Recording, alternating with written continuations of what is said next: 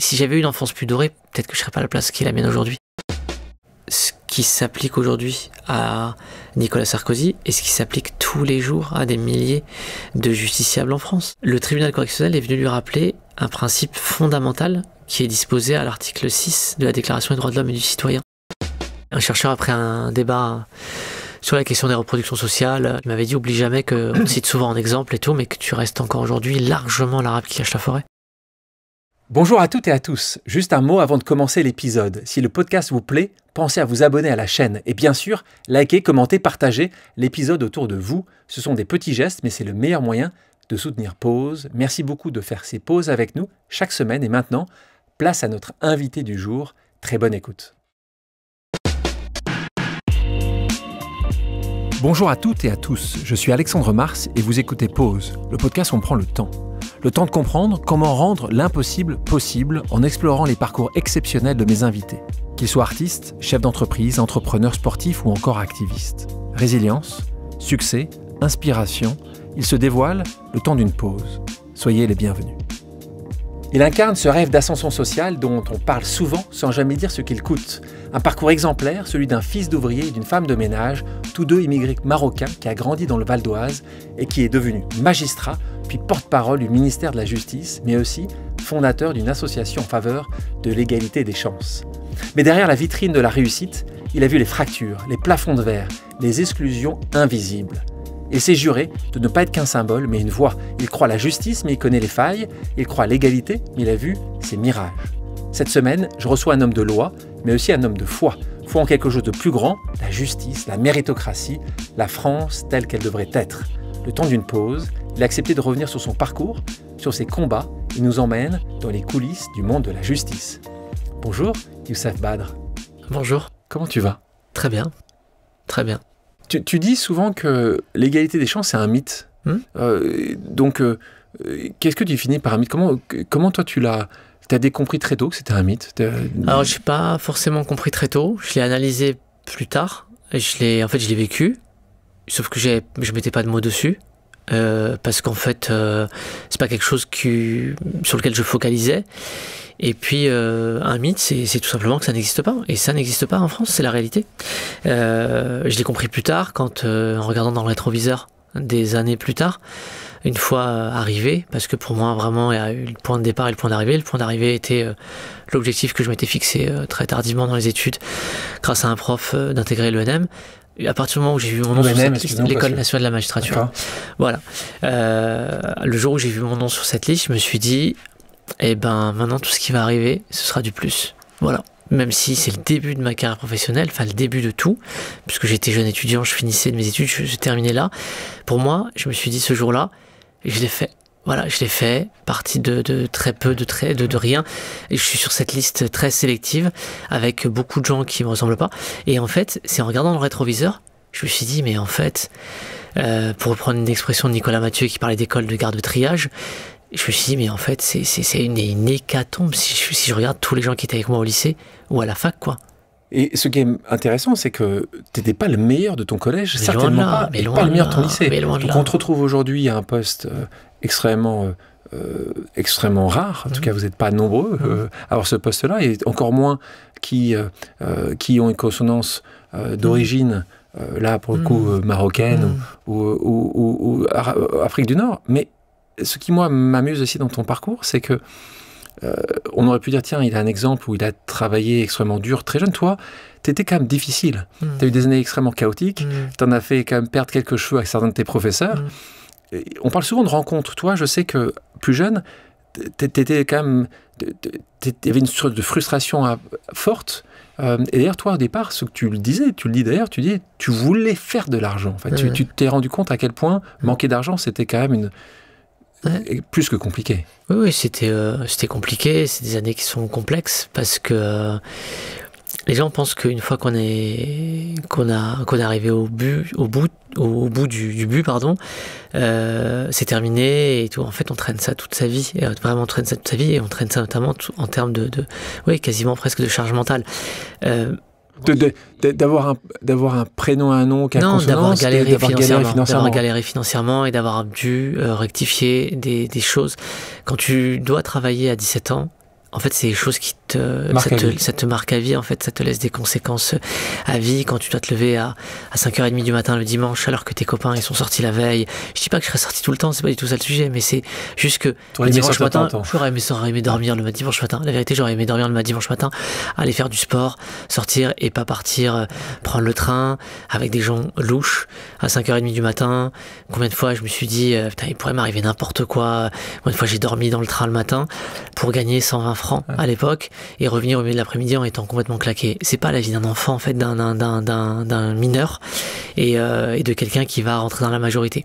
Donc moi, ces années-là, elles m'ont mis une conviction à la tête. Il faut mettre sa famille à l'abri, il faut être à l'abri, et puis surtout, c'est simple, c'est bête, mais je suis pas fait pour travailler dehors, clairement. Voilà, donc moi je m'étais dit, en fait, il y a une raison pour les études, c'est qu'il faut essayer de se mettre à l'abri le plus possible. Là, tu parles de 17 ans, c'est intéressant. Si on revient à tes origines, donc j'ai parlé en introduction donc de tes parents, tes origines marocaines, t'en es en plus très fier, t'aimes profondément le pays de tes parents. Ils viennent en France, on est des années où on cherche de la main d'œuvre, hein, c'est pour ça que d'ailleurs, tes oncles viennent en France, n'oublions pas ça. La France a été aussi a appelé un grand nombre de personnes à venir sur notre territoire pour travailler, souvent des métiers très difficiles, dur, donc pas faciles. Donc tes parents arrivent sans vraiment bien parler le français. Sans parler du tout. C'est aussi qui est assez donc parler berbère, parler arabe. Donc c'est aussi une intégration difficile. Là, tu nais à Levallois, tu pars après quelques temps rapidement à Argenteuil et je te retrouve dans le Val d'Oise. Ouais. C'est là où tu vas grandir. Donc, si on revient un peu là-dessus, par rapport à l'image aussi de ce que tu as quand tu es petit, c'est quoi l'image, si je dois te parler de ta jeunesse? Là, on a vu évidemment à 17 ans des moments difficiles où tu te rends compte que tu dois travailler avec tes frères et sœurs sur un marché le dimanche matin pour vivre, mais plutôt dans ces années, les années où tu as 5-10 ans, c'est quoi les mémoires que tu as de ta jeunesse? Des activités dehors. Ma mère, elle ouvrait la porte le matin, enfin on ouvrait la porte, on sortait dehors et elle nous appelait le soir quand il faisait nuit. Franchement, c'est des activités dehors en permanence. On a tout fait. J'ai joué là avec mon fils et ses copains de sa classe il y a quelques jours à la gamelle. Je sais pas si tu connais ce jeu auquel on a joué, mais tellement de fois, petit. C'est jeune, avec un bal de foot. Ça passe après dans la génération d'après. Ouais, et c'est marrant parce que ma compagne qui a pas du tout eu l'enfance que la mienne, qui a aussi passé moins de temps dehors que moi, elle me disait, il est génial ce jeu. Je lui dis, mais on y a joué des cache-cache géants, j'ai des cache-cache qui duraient 6 heures, ou des matchs de foot avec aucune règle. Vous faisiez avec ce que vous aviez. Ouais, voilà, avec aucune règle. Le plus mauvais était dans les buts. Et puis, on jouait par exemple parfois à 12 contre 16. Et voilà, puis on disait le premier qui atteint 20 buts. Enfin voilà, il n'y avait aucune règle. On parle de ces moments de jeunesse. Tes origines, pour toi, essentielles, importantes, oubliées. Comment tu définis ces origines? Essentiel parce que en fait, on pense aujourd'hui que y a un vrai sujet depuis des années sur c'est quoi être français. Moi, je me sens pleinement français. Je suis français, je suis né en France, j'adore ce pays. Il m'a aussi tout donné. Tu dis jamais franco-marocain? Si, je dis franco-marocain, mais je suis français parce que je suis né en France. Mais par contre, il y a une partie de moi qui est marocaine. Et ça change rien, en fait, à ce que je suis, en fait. Et non, pour moi, il s'agit pas du tout de l'effacer ou de l'oublier ou pas. C'est que ça fait partie de moi et je suis très attaché à ça. Et j'y vais régulièrement et je vis comme une richesse, une énorme richesse, une chance de dingue, en fait. Ouais, on est nombreux à aimer le Maroc et les Marocains. Et, quand on parle de ces origines-là, toi, tu as gardé ça. Mais un autre point qui était important quand tu es jeune, c'est que tu dois souvent parler de tes parents. Comment toi tu vis ça, le fait que tes parents parlaient pas ou très mal le français, le fait qu'il y en avait un qui était ouvrier, l'autre qui était femme de ménage. Est-ce que toi, rapidement, tu as eu un regard des autres qui était un peu oblique? Est-ce que ça arrivait plus tard? Non. Quand justement tu te retrouvais avec des gens d'autres classes sociales, que tu t'es dit juste on est vraiment différents? Bien plus tard. Alors franchement, petit, ça m'a jamais traversé l'esprit, mais surtout, c'est que il y a un élément qui est important, c'est qu'on habite dans une barre d'immeubles où il y a des gens qui nous ressemblent en fait. Donc pour moi, et d'ailleurs mon collège, les gens me ressemblent, au lycée aussi, à l'IUT de Villetaneuse à la fac, pareil, c'est une fac cosmopolite, 80% de boursiers, plus black blanc beurre, d'ailleurs plus de black et de beurre que de blanc, mais très cosmopolite. Donc en fait, en réalité, vraiment le moment où je découvre que les origines sociales ont un poids hyper important dans la suite, c'est vraiment quand je décide de me dire le concours de la magistrature. Et c'est là vraiment où il y a un gap. Et pour moi, c'est vraiment, mais c'est hyper tard. Hein, c'est l'arrivée à la Sorbonne en 2005. Où je me dis, mais où est-ce que je suis en fait? Je suis sur une autre planète en fait. Et toi, tu dis, d'ailleurs, c'est un terme que tu utilises, t'es ni héritier ni pistonné en fait. Et donc, dans toutes ces années-là, ce qui n'était pas le cas quand tu étais au collège, au lycée, mais un peu plus tard après, tu t'es rendu compte que c'était quand même plus facile pour d'autres, c'est ça? Oui, bien sûr. Et puis surtout, ce que je découvre, c'est que il y a tout un pan de gens de ma génération que je ne vois jamais, que je n'ai jamais vu, et en fait qui vivent dans la même société, au même moment, mais dans un autre univers en fait.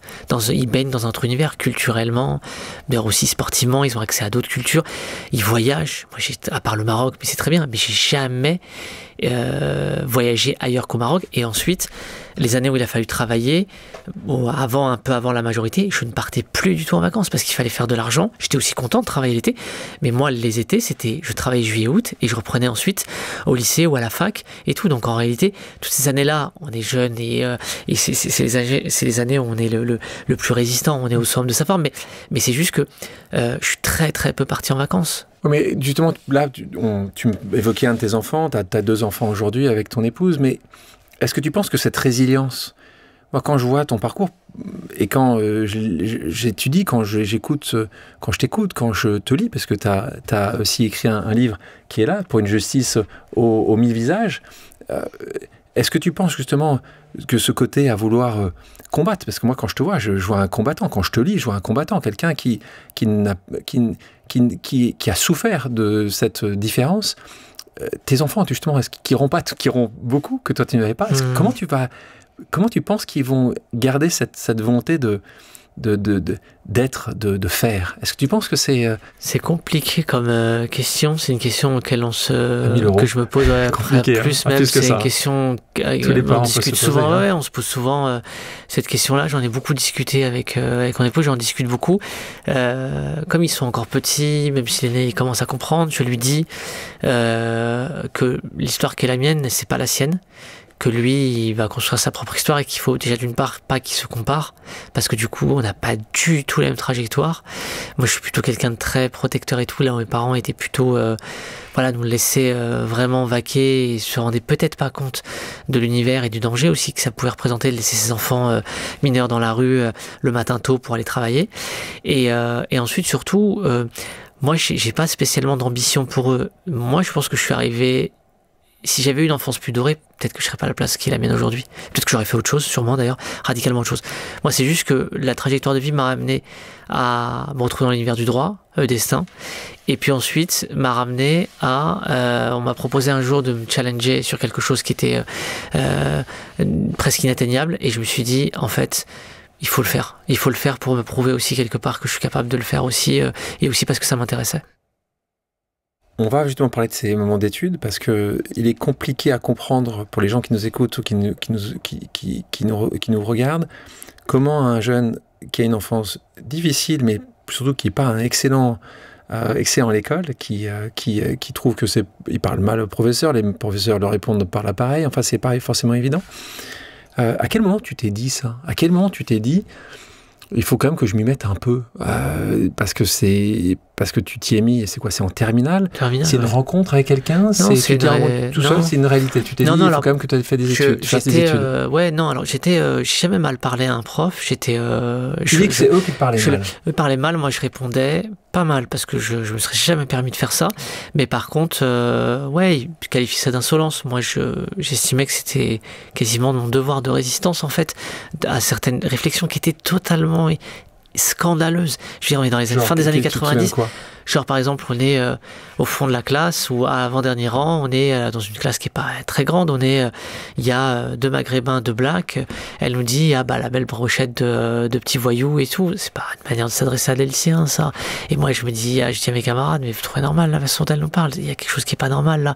Et je lui dis, madame, c'est pas normal, vous pouvez pas nous parler comme ça, pourquoi vous parlez pas comme ça aux autres? Donc, j'en désigne d'autres, clairement, dans la classe. Et elle me dit, attendez, qui vous prenez, vous me tenez pas de tête, voilà, donc en fait c'est monté, ça arrivait régulièrement, ou par exemple, notre phrase dont j'ai le souvenir très précis, Elle nous dit s'il se passe quelque chose. C'est un lycée difficile. Hein. C'est un lycée difficile. Il n'y avait pas de grillage à l'époque. Il y avait des mecs qui venaient faire du quad dans la cour.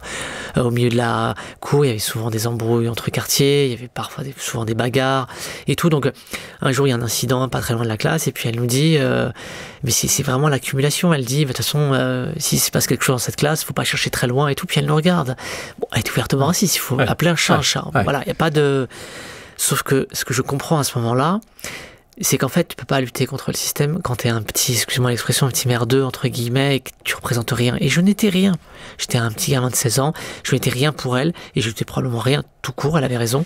Donc voilà, donc tu passes, tu te prends un premier avertissement conduite, un deuxième, et puis tu dégages de l'établissement. Voilà. T'as souvent dégagé comme ça des établissements? En tout cas, celui-là, t'as bougé. J'étais en terminale, non, en première, je me suis fait exclure 3 jours. D'accord, mais exclure 3 jours parce que tu as juste dit madame. Parce que juste n'était, elle considérait que j'étais insolent. Et elle considérait, par ailleurs, d'autres profs considéraient que je l'étais aussi, que j'agaçais. Voilà. C'est plus un faisceau d'indices. C'est clair. Non, c'est voilà. Mais j'en tire vraiment aucune fierté. J'en tire plutôt des enseignements. J'arrive en terminale, donc l'été de la première est très compliqué et il faut travailler et tout. Je pars pas en vacances, je n'avais pas de partir et tout, donc je le vis vraiment très mal. J'ai souvenir vraiment de grande solitude quoi dans le quartier à attendre bêtement que l'été passe. J'arrive en terminale et puis je tombe sur une prof. C'est un peu tendu parce que je sais qu'elle a été briefée par un prof de l'année avant. Je sors et puis il y a le CPE qui avait eu un de mes grands frères et ma grande sœur dans l'établissement. C'était bien passé avec eux? Oui, c'était bien passé avec eux. Mon frère me ressemblait. Oui, mon grand frère il me ressemblait un peu. Par contre, ma sœur c'était très très bien passé. Voilà. Oh, et il me fait venir dans son bureau et il me dit un truc génial. Il me dit un truc. T'en fais ce que tu veux parce que je m'en fiche de toi. En fait, tu n'es pas mon fils, tu n'es personne pour moi. Je te le dis juste parce que j'ai eu ton frère et ta sœur et t'en fais ce que tu veux. Et il me dit les profs rentrent une journée avant, quelques jours avant. Ouais. Il me dit à ta prof principale de l'année dernière, qui a discuté avec une de tes profs de cette année, et elle lui a dit ta Badr, bonne chance. Lui, dans quelques années, de toute façon, à mon avis, je pense qu'il est en tôle. Voilà. Et il me dit t'en fais ce que tu veux, et moi, ça m'aurait pas plu. Franchement, Et donc, je suis sorti de son bureau. Et je me suis dit, c'est donc ça en fait, c'est donc à ça en fait qu'on aboutit. Une étiquette, tu colles une étiquette sur quelqu'un, c'est un voyou, il n'y a plus rien à en tirer, il est irrécupérable et tout. Je n'ai rien fait, j'ai jamais insulté un prof, j'ai jamais manqué de respect à un prof, j'ai jamais violenté. Enfin, je veux dire, c'est même pas dans mes, c'est pas dans mon truc. J'ai juste dit ce que je pensais. Voilà, exactement, à quelqu'un qui n'avait pas sa place là où elle était à ce moment-là, clairement. Voilà, et c'était peut-être pas la seule, mais à côté de ça, j'ai rencontré aussi cette année-là des profs géniaux, mais qui pouvaient rien faire pour moi, qui me regardaient au conseil de classe avec un air désolé en me disant tu vas te faire allumer, et c'est ce qui s'est passé. Et je me suis dit, donc en fait, on te met dans une boîte, et tu y restes. Et je me suis dit, en fait, tu sais quoi, ton seul objectif, il est très simple, tu prends ton bac et tu te barres. Voilà, c'était mon seul objectif. Donc j'ai avalé mon chapeau. Cette année-là, j'ai souvenir de certaines réflexions de certains profs, mais je me suis dit, tu sais quoi, tais-toi, laisse tomber. J'ai eu une très bonne note cette année-là, très très très bonne note, mais j'avais toujours cette étiquette de potentiel fouteur de merde, excusez-moi l'expression, mais c'était comme ça qu'on m'appelait, et que la proviseure adjoint m'appelait. En tout cas, ce qu'elle avait dit à ma sœur en ma présence. Et je me suis dit, il faut que tu aies ton bac et que tu te barres, et j'ai eu mon bac et je me suis barré. Voilà. Donc là, tu as eu ton bac. Est-ce que tu commences à apprécier travailler à l'école? Pas forcément. Non. D'accord. Non. Comme le lycée, je n'ai pas du tout aimé le lycée. J'ai pas aimé le lycée, j'ai détesté le lycée. Je garde un très bon souvenir du jour des résultats du bac et de ma dernière sortie de l'établissement. C'est libération. Voilà, libération. Et je me suis dit, je m'en vais. Je me suis fait moucher par... je voulais une école de commerce. Et je me suis fait moucher par toutes les écoles de commerce auxquelles j'avais candidaté. Ta première, tes notes de première, c'est pas mal. Pas tellement les notes, le comportement. J'ai voulu, sur conseil de ma sœur, appeler une des directrices de l'école. Sur le fixe, à l'époque, j'avais pas de portable. J'appelle le fixe de mes parents, secrétariat. Je supplie la dame de me passer à la directrice. J'entends « Allô ?» Et je dis « Oui, bonjour ». Et donc je me présente, j'étais un gamin, j'avais 17 ans, quoi. Et elle me dit « Qu'est-ce que vous voulez, monsieur ?» Et je dis « Madame, écoutez, j'ai candidaté, j'ai pas eu de réponse. Je voudrais vraiment me permettre d'insister, vous dire que... » Et elle me dit « Monsieur, je vous rappellerai toute ma vie, je ne dirige pas un cirque. » Et je lui dis, mais madame, j'ai pas candidaté un cirque, j'ai candidaté. Et elle me dit, non, mais j'ai vu au bulletin de première, je ne cherche pas un clown. Et elle raccroche. Et je me dis, mais c'est probablement une des meilleures punchlines en fait qu'on m'ait faites parce qu'elle m'a mouché, je n'ai rien pu dire, j'avais rien à dire. Et voilà, et donc je pars à l'IUT de Villetaneuse. Là, tu te trouves à Villetaneuse. Ouais. Et là meilleures années de ma vie. Et là, c'est ce qui t'amène dans le droit. Dans le droit, hein. Mais ça t'amène directement dans le droit. Tu commences à toucher différentes choses. Rapidement, tu dis... Cela, il faut se souvenir encore, et tu le dis, et encore une fois, je te remercie, parce que pour certaines personnes, ils peuvent réécrire une histoire quelques années après. Toi, à ce moment-là, t'as ton bac, une certaine liberté, et d'ailleurs, c'est le terme que tu dis, tu dois faire de l'argent. Pour toi, il faut que tu permettes à ta famille, oui, tu as compris la difficulté de ne pas avoir d'argent, et là, ton objectif au départ, c'est plutôt de faire du commerce, je suppose, c'est plutôt de faire de la vente, on est d'accord, c'est moins de faire du droit. Travailler dans le privé. Hein. Travailler dans le privé, faire de l'argent, voilà, être libre. C'est quoi, quand tu as 18 ans, c'est quoi? Parce que ta maman te dit que toi, c'était pilote de chasse quand tu étais tout petit, mais c'était quoi, quand tu as 18 ans, tu t'espères quoi? Aucune, rien du tout. Tu veux juste trouver un salaire Moi, je veux juste aller à l'IUT, et puis je me dis, comme j'ai eu des bonnes notes en terminale, et que j'ai un facteur confiance est remonté, je me dis, on va voir à l'IUT ce que ça donne. Je prends le train, j'ai un souvenir de la jour de la rentrée en 99, je prends le train, donc déjà il y a un petit peu de marche jusqu'à la gare de Saint-Ouen-l'Aumône où je prends le train de banlieue, et je prends le train et je fais donc Pierrelet, Herblay, Hermont-Bonne et tout, jusqu'à arriver à Villetaneuse. À Villetaneuse pour prendre un bus et tout, j'arrive à l'université, je me dis, waouh, déjà s'il faut faire ça 2 ans, mais je me dis, écoute, je vais le faire.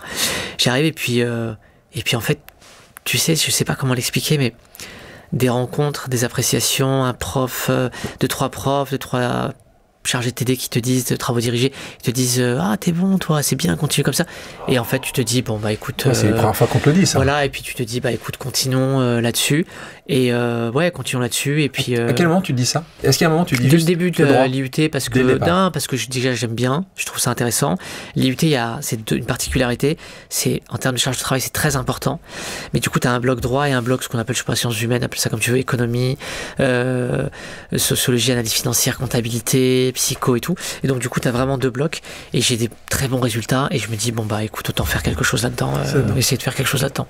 Et tu imagines, et tu sais quand même que certains avocats, parce qu'on est vraiment sur les avocats à ce moment-là, gagnent aussi très bien leur vie. Oui, donc en bien fait, sûr, bien sûr. Mais là je pense même pas au métier d'avocat, là je me dis le chemin est encore très long, donc je me dis juste essayer d'avoir l'IUT, le DUT, voir si, et après en fin de 2e année on me dit bah t'as plus de 12 de moyenne, donc rejoins la licence et tout, et voilà, c'est vraiment ça là-dessus que je suis à ce moment-là. On continue dans ce moment-là. Tout à l'heure on parlait d'un professeur principal, comme certains d'entre nous ont pu en connaître, moi j'en ai eu aussi, qui n'était pas forcément la plus sympathique avec toi, mais qui peut-être voyait aussi, à part un racisme évident, a peut-être vu aussi que tu n'étais pas non plus le plus assidu, en tout cas le plus parfait des élèves.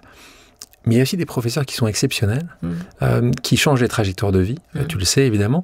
Et là, toi, tu rencontres quelqu'un dans ces années-là qui a été transformateur de ton existence, puisque c'est ton professeur qui s'appelle Danny Cohen. Plus tard, en maîtrise, en 4e année. Donc là, mais c'est ces années après. Raconte-nous comment ça se passe, à quel moment, la première fois que tu le vois, tu vois déjà quelqu'un que tu aimes bien. Il y a un moment où, comment ça se fait qu'il se passe ce qui s'est passé avec lui? C'est juste que tu as été attentif, tu as participé? Ouais, c'est qu'en fait, c'est vraiment ce prof à l'ancienne, tu sais, qui est conscient de l'endroit où il enseigne. Déjà, il a des années d'expérience avant ça. Il a été, je pense que c'est peut-être pas anodin, j'en sais rien du tout, mais il a été au cabinet de Robert Badinter quand il était plus jeune. Je pense que c'est un type qui aime les gens, en fait, qui aime les gens, qui aime les élèves, qui aime la banlieue, et qui aime les gens qui sont différents, et qui aime tous les étudiants. Et en fait, le truc, c'est que lui, il a vraiment ce côté un peu Sciences Po, que moi je découvre très tardivement, que ça m'aurait intéressé par ailleurs, mais je découvre très tardivement. Il a ce côté Sciences Po, c'est-à-dire qu'il vient parfois pour nous enseigner une matière en droit, et en fait il nous fait parler de tout sauf de ça. C'est ce qui est dingue, c'est que ça rendait dingue certains, mais moi je me disais ça nous fait sortir un peu et ça nous fait réfléchir. Et en fait ce qui se passe, c'est que on est à une époque en 2005, voilà, pour ce qui mettait des émeutes urbaines, et que lui il comprend aussi beaucoup de choses que nous on comprend pas à ce moment-là, et qu'il nous fait débattre de sujets de société, pas que ça, hein, plein de choses différentes. Et voilà, et bon, du coup on était des gens quand même assez révoltés, nous, des grandes gueules, beaucoup, on avait toujours des choses à dire, on la ramenait toujours, on mettait toujours en cause beaucoup de choses et tout. Et lui, bah, avec 2-3 autres étudiants, il sympathise avec nous. On discutait avec lui à la fin des cours, et puis un jour il nous teste, il me dit: t'as déjà lu ça? Non. Ok, bah lis-le, tiens, puis reviens m'en parler. T'as déjà vu ce film? Non. Et bah regarde-le et tout, dis-moi ce que t'en penses et tout. Il s'intéresse à vous. Voilà, exactement, il s'intéresse à nous, il se rend compte aussi du fossé, puis il regarde un peu, il nous teste, et puis un jour il me dit: qu'est-ce que tu veux faire plus tard? On discute et tout, il me dit: la magistrature ça t'intéresse pas? Et je dis: franchement, la magistrature c'est impossible, la marche elle est énorme, c'est pas fait pour moi et tout. Il me dit franchement, je pense que tu peux, honnêtement, je pense que t'as le niveau, tu pourrais avoir le niveau, il faudrait bosser, mais réfléchis et tout.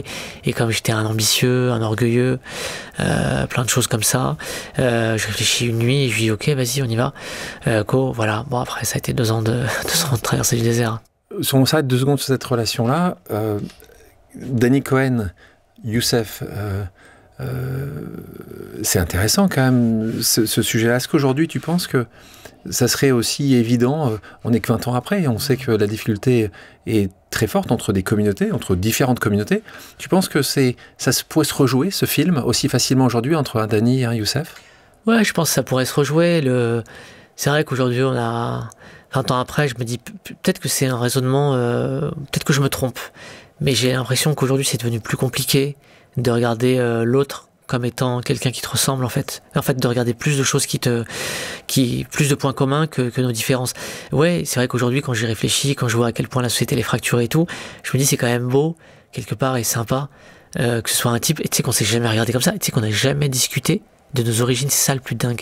On n'a jamais discuté de nos origines. Il a dû me demander de quelle nationalité étaient mes parents un jour dans une discussion, mais moi je lui ai jamais parlé de son rapport à son famille, à sa religion s'il en avait une, s'il croyait en Dieu. On n'a jamais discuté de ça. Mais c'est vrai qu'aujourd'hui, tu te dis que ce soit un type probablement juif, tu vois, Danny Cohen, assurément, oui, il y a de fortes chances qu'il y ait quelqu'un comme moi, dont il savait, tu vois, que j'étais de confession musulmane et tout ça, à intégrer, à réussir juste sa vie, en fait, à faire quelque chose de sa vie d'intéressant. C'est vrai qu'effectivement, tu te dis aujourd'hui, alors c'est peut-être des exceptions comme ça, mais il n'empêche que je trouve que c'est chouette. Vous devez bien en parler, donc merci Danny. D'ailleurs, Danny, on l'a contacté. Et Danny, c'est vrai? Ouais, on a contacté, il a une question pour toi, et je te la lis. Qu'est-ce que tu préfères dans ton métier et qu'est-ce qui t'est le plus désagréable? Ce que je préfère dans mon métier, c'est le contact avec les gens, et notamment le contact avec les jeunes. Ça va lui faire plaisir, ça. C'est le contact avec les jeunes, parce que être juge à Bobigny, c'est absolument pas anodin. La moyenne d'âge, elle est très très jeune, que des gens d'une vingtaine d'années. Que je regarde parfois et je me dis, il ressemble tellement, ou je me revois tellement dans certains trucs. Ce que j'aime le plus, c'est ça. Ce que le plus difficile, c'est condamner des gamins parfois lourdement. T'es obligé de le faire parce que des faits qui sont très graves et tout. C'est ça le plus difficile. Et c'est de se dire, est-ce que lui, il a compris pourquoi on a pris cette décision-là? Et ça, le fait de pas savoir et de se dire, lui, potentiellement, il va nourrir de la rancœur en se disant, j'ai pas été écouté et tout. C'est ça le plus difficile. C'est le plus difficile, c'est d'exercer son métier. À quel moment tu t'es dit, le droit, c'est une arme? Ça, dès la première année. C'est pour ça que je me suis toujours dit, celui qui est capable de bûcher, de potasser et de maîtriser parfaitement le code de procédure pénale, par exemple, ou le code de procédure civile, ou je sais pas moi, les dispositions du droit de la consommation et tout, il faut être capable. Hein. Il est monstrueux, en fait. Ouais. Il est monstrueux parce qu'en fait, il est capable de tout attaquer. Très vite, je me suis dit, ça répond à des cas, ça peut répondre à des cas concrets de la vie de tous les jours. Mais c'est un travail de soutien. Hein. Il faut être capable de chercher, il faut savoir chercher, il faut rédiger rapidement, il faut être capable d'aller chercher les dispositions et ensuite être capable de convaincre. Et après, on parle de Sorbonne, parce que tu nous as parlé tout à l'heure de la Sorbonne. Là, tu fais un gap pas uniquement de distance, mais là, le monde est totalement différent entre les gens avec qui tu es à Villetaneuse et les gens avec qui tu te retrouves à la Sorbonne. Comment ce manque de code, tu vas y répondre? Comment tu te retrouves avec ce gap culturel extrêmement fort? Première semaine, premier jour, quand tu arrives, comment ça se passe? Alors, j'y réponds pas spécialement. La chance que j'ai, c'est qu'on est 3 à partir de Villetaneuse. Donc, du coup... Vous restez tous les 3? Ouais, on n'est pas du tout dans le même DEA, dans le même master, quoi. Aujourd'hui, master 2. Mais on n'est pas dans le même DEA, mais on se voit régulièrement. Notamment avec mon pote Graziano, on se retrouvait souvent à la bibliothèque Cujas en face du Panthéon. En fait, on se réfugie dans le travail. Il y a zéro secret. C'est l'année où on a le plus bossé, lui et moi. Franchement, on en parle encore aujourd'hui en se disant, mais c'est fou ce qu'on faisait en fait. À l'époque, il y avait pas du tout de numérique. Ça n'existait pas, aussi surprenant que ça puisse paraître, il y a 20 ans.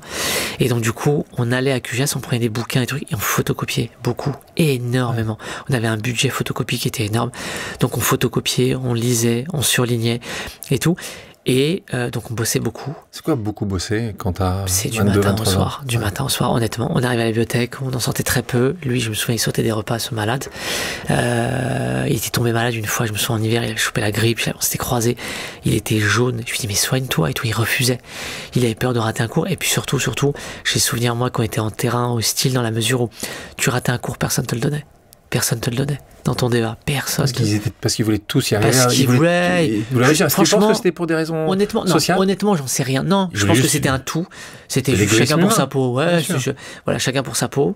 Voilà, donc c'est pas l'année la plus épanouissante. T'as le temps, mais toi, on doit travailler. d'essayer de voir les beautés de la Sorbonne sur. Non. Rue Soufflot, j'ai vu. Honnêtement, j'ai dû aller. Franchement, je crois que je suis allé aucune fois. Franchement, je crois que je suis allé aucune fois au Jardin du Luxembourg, qui est juste en bas. J'ai fait Cujas, le Panthéon, on l'a jamais fait. Les amphis et le RER-A. Enfin, le B jusqu'à Châtelet et le RER-A, dans lequel je dormais. Parfois le soir. On parle des gens qui ont pu changer ta perspective, à minima, si ce n'est ta vie. Ce professeur qui dit, si tu veux décider, c'est pas avocat en fait, c'est magistrat. Ouais. Ça se passe quand ça ? Ouais. C'est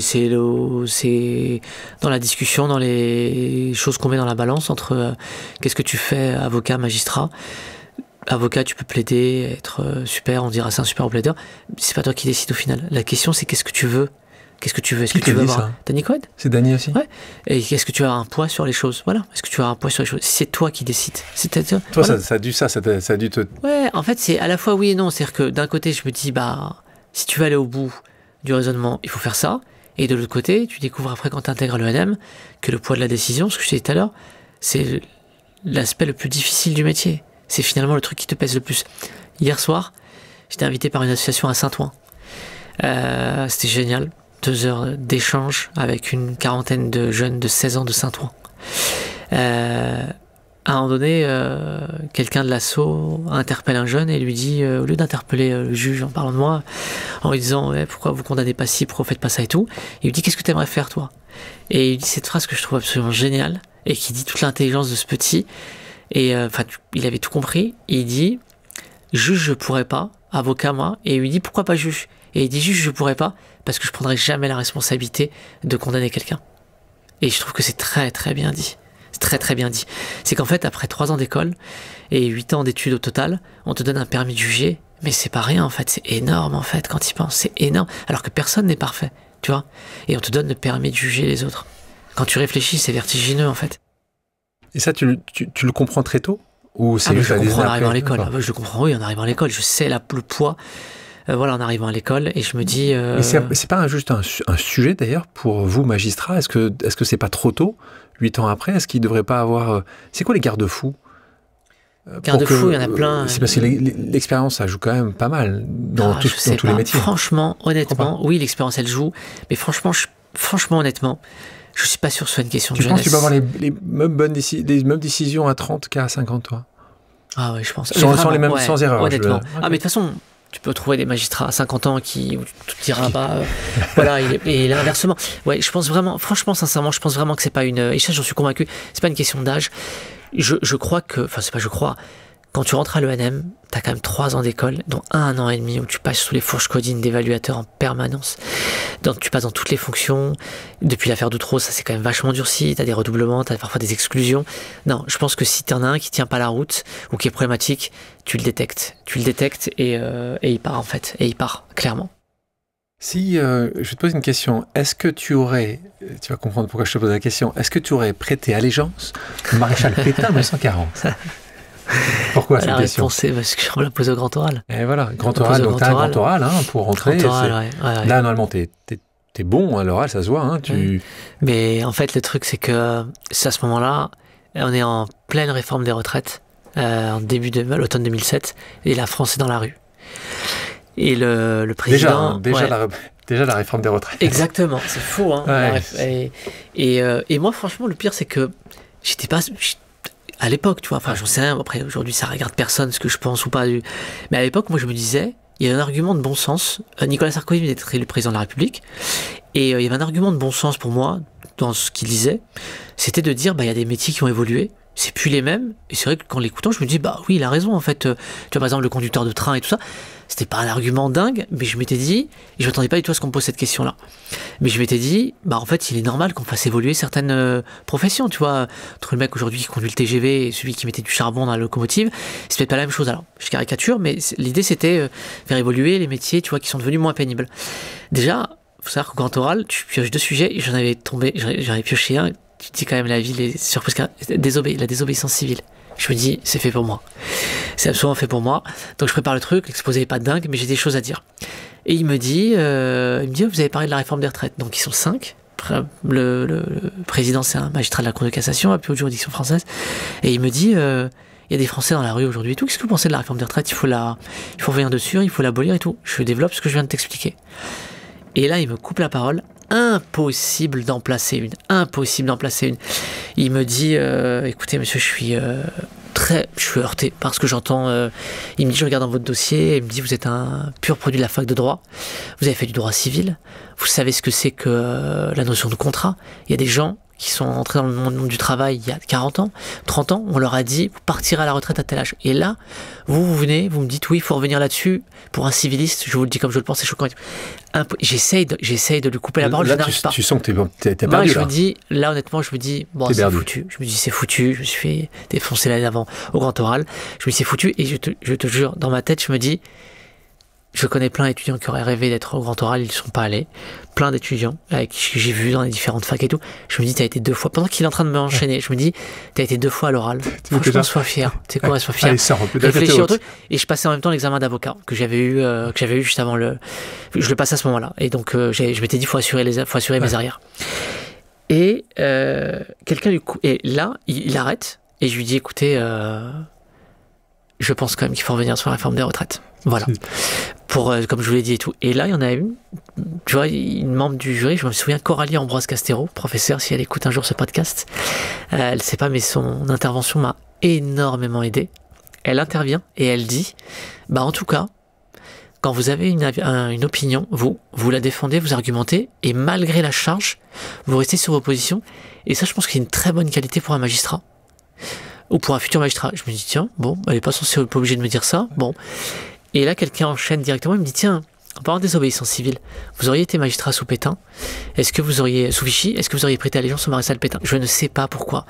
Rapidement, toi, ton cerveau, il est en mode survie, et donc je me dis, il faut répondre rapidement quelque chose. Si je dis oui, ils me disent, ok, salut, dégage.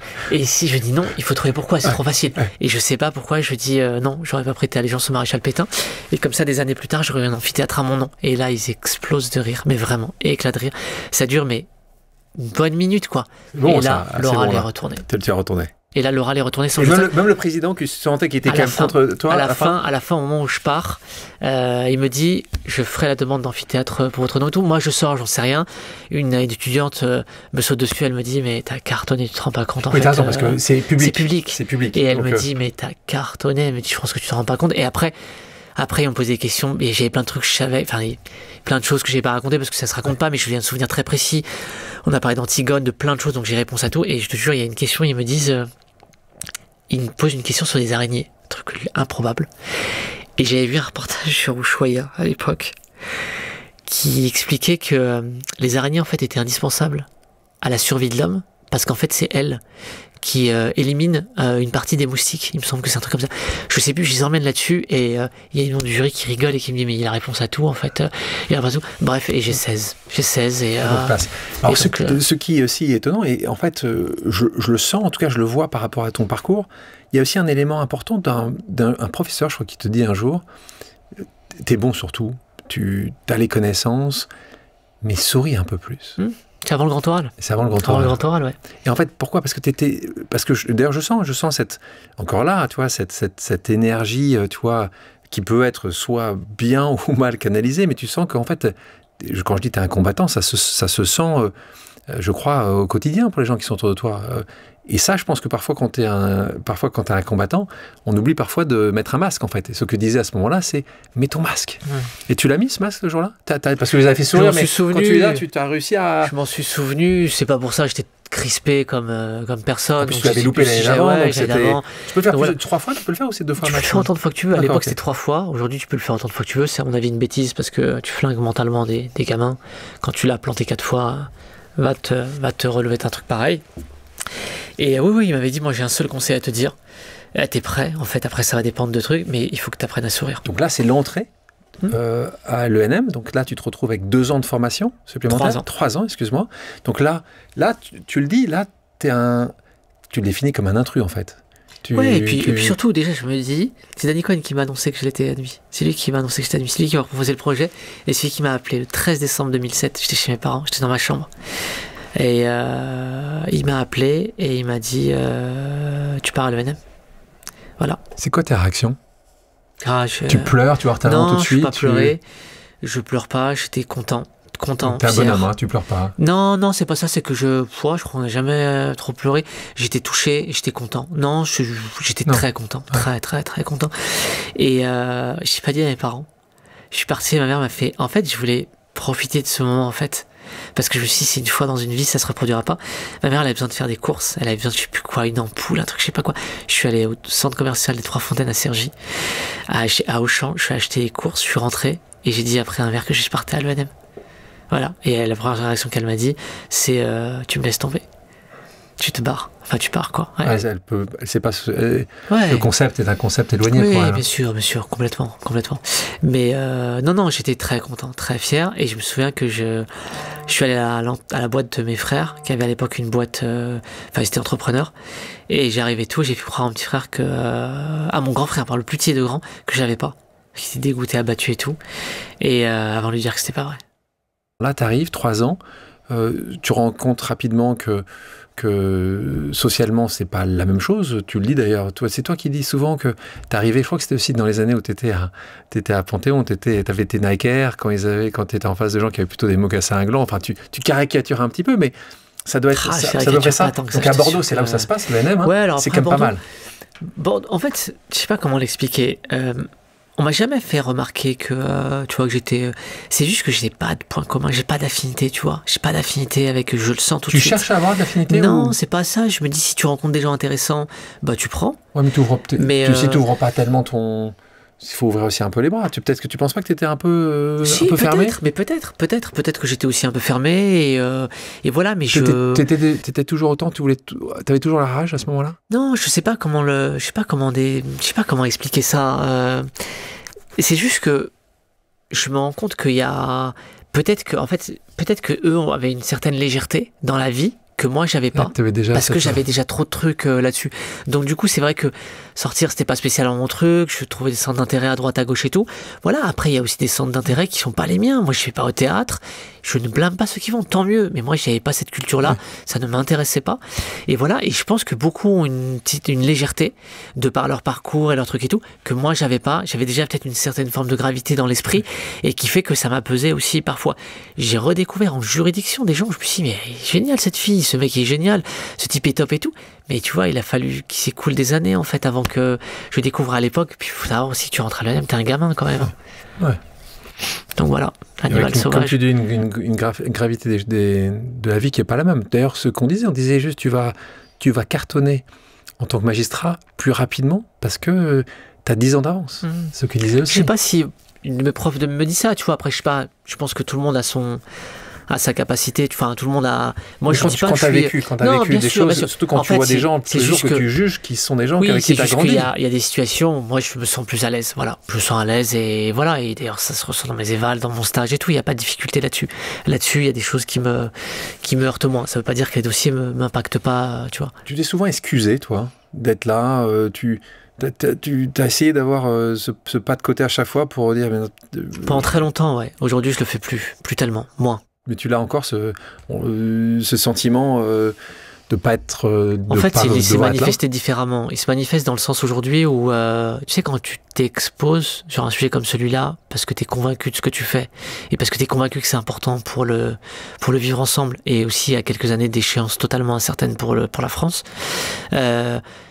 le sentiment que j'ai aujourd'hui, c'est plus un sentiment un peu de stress parfois, de me dire, fais gaffe, si tu ripes sur un truc, tout le monde va te tomber dessus. Tout le monde. C'est de ça dont je suis conscient. Alors que tu veux dire que c'est qu'on pardonnerait plus facilement à quelqu'un qui... C'est juste qu'on va me dire, tu l'as beaucoup ouvert, maintenant tu vas, voilà, tout le monde va te tomber dessus. Voilà, c'est... Ouais. Il y en a qui seraient contents de devoir trébucher, c'est ça que tu veux dire? Bah, je pense, ouais. Je pense, sans être méchant, mais je pense, ouais. D'ailleurs, en parlant là-dessus, et c'est des phrases que tu donnes aussi. Tu me parles de punchline tout à l'heure, que tu as reçu assez tôt, tu en donnes aussi souvent. Tu dis qu'est-ce que ça veut dire d'être l'arabe qui cache la forêt? Tu vois, c'est un terme qui vient de toi, Sarah. C'est une expression qu'un chercheur m'avait dit. Ouais. Un chercheur qui t'avait dit ça? Ouais, un chercheur après un débat sur la question des reproductions sociales, la question de la reproduction sociale auquel j'étais, et puis il m'avait dit oublie jamais qu'on te cite souvent en exemple et tout, mais que tu restes encore aujourd'hui largement l'arabe qui cache la forêt. Je me suis dit c'est... T'as regardé ça d'ailleurs, c'est dans ton livre, les chiffres sont extrêmement intéressants dans ton livre parce que tu l'as documenté avec des données.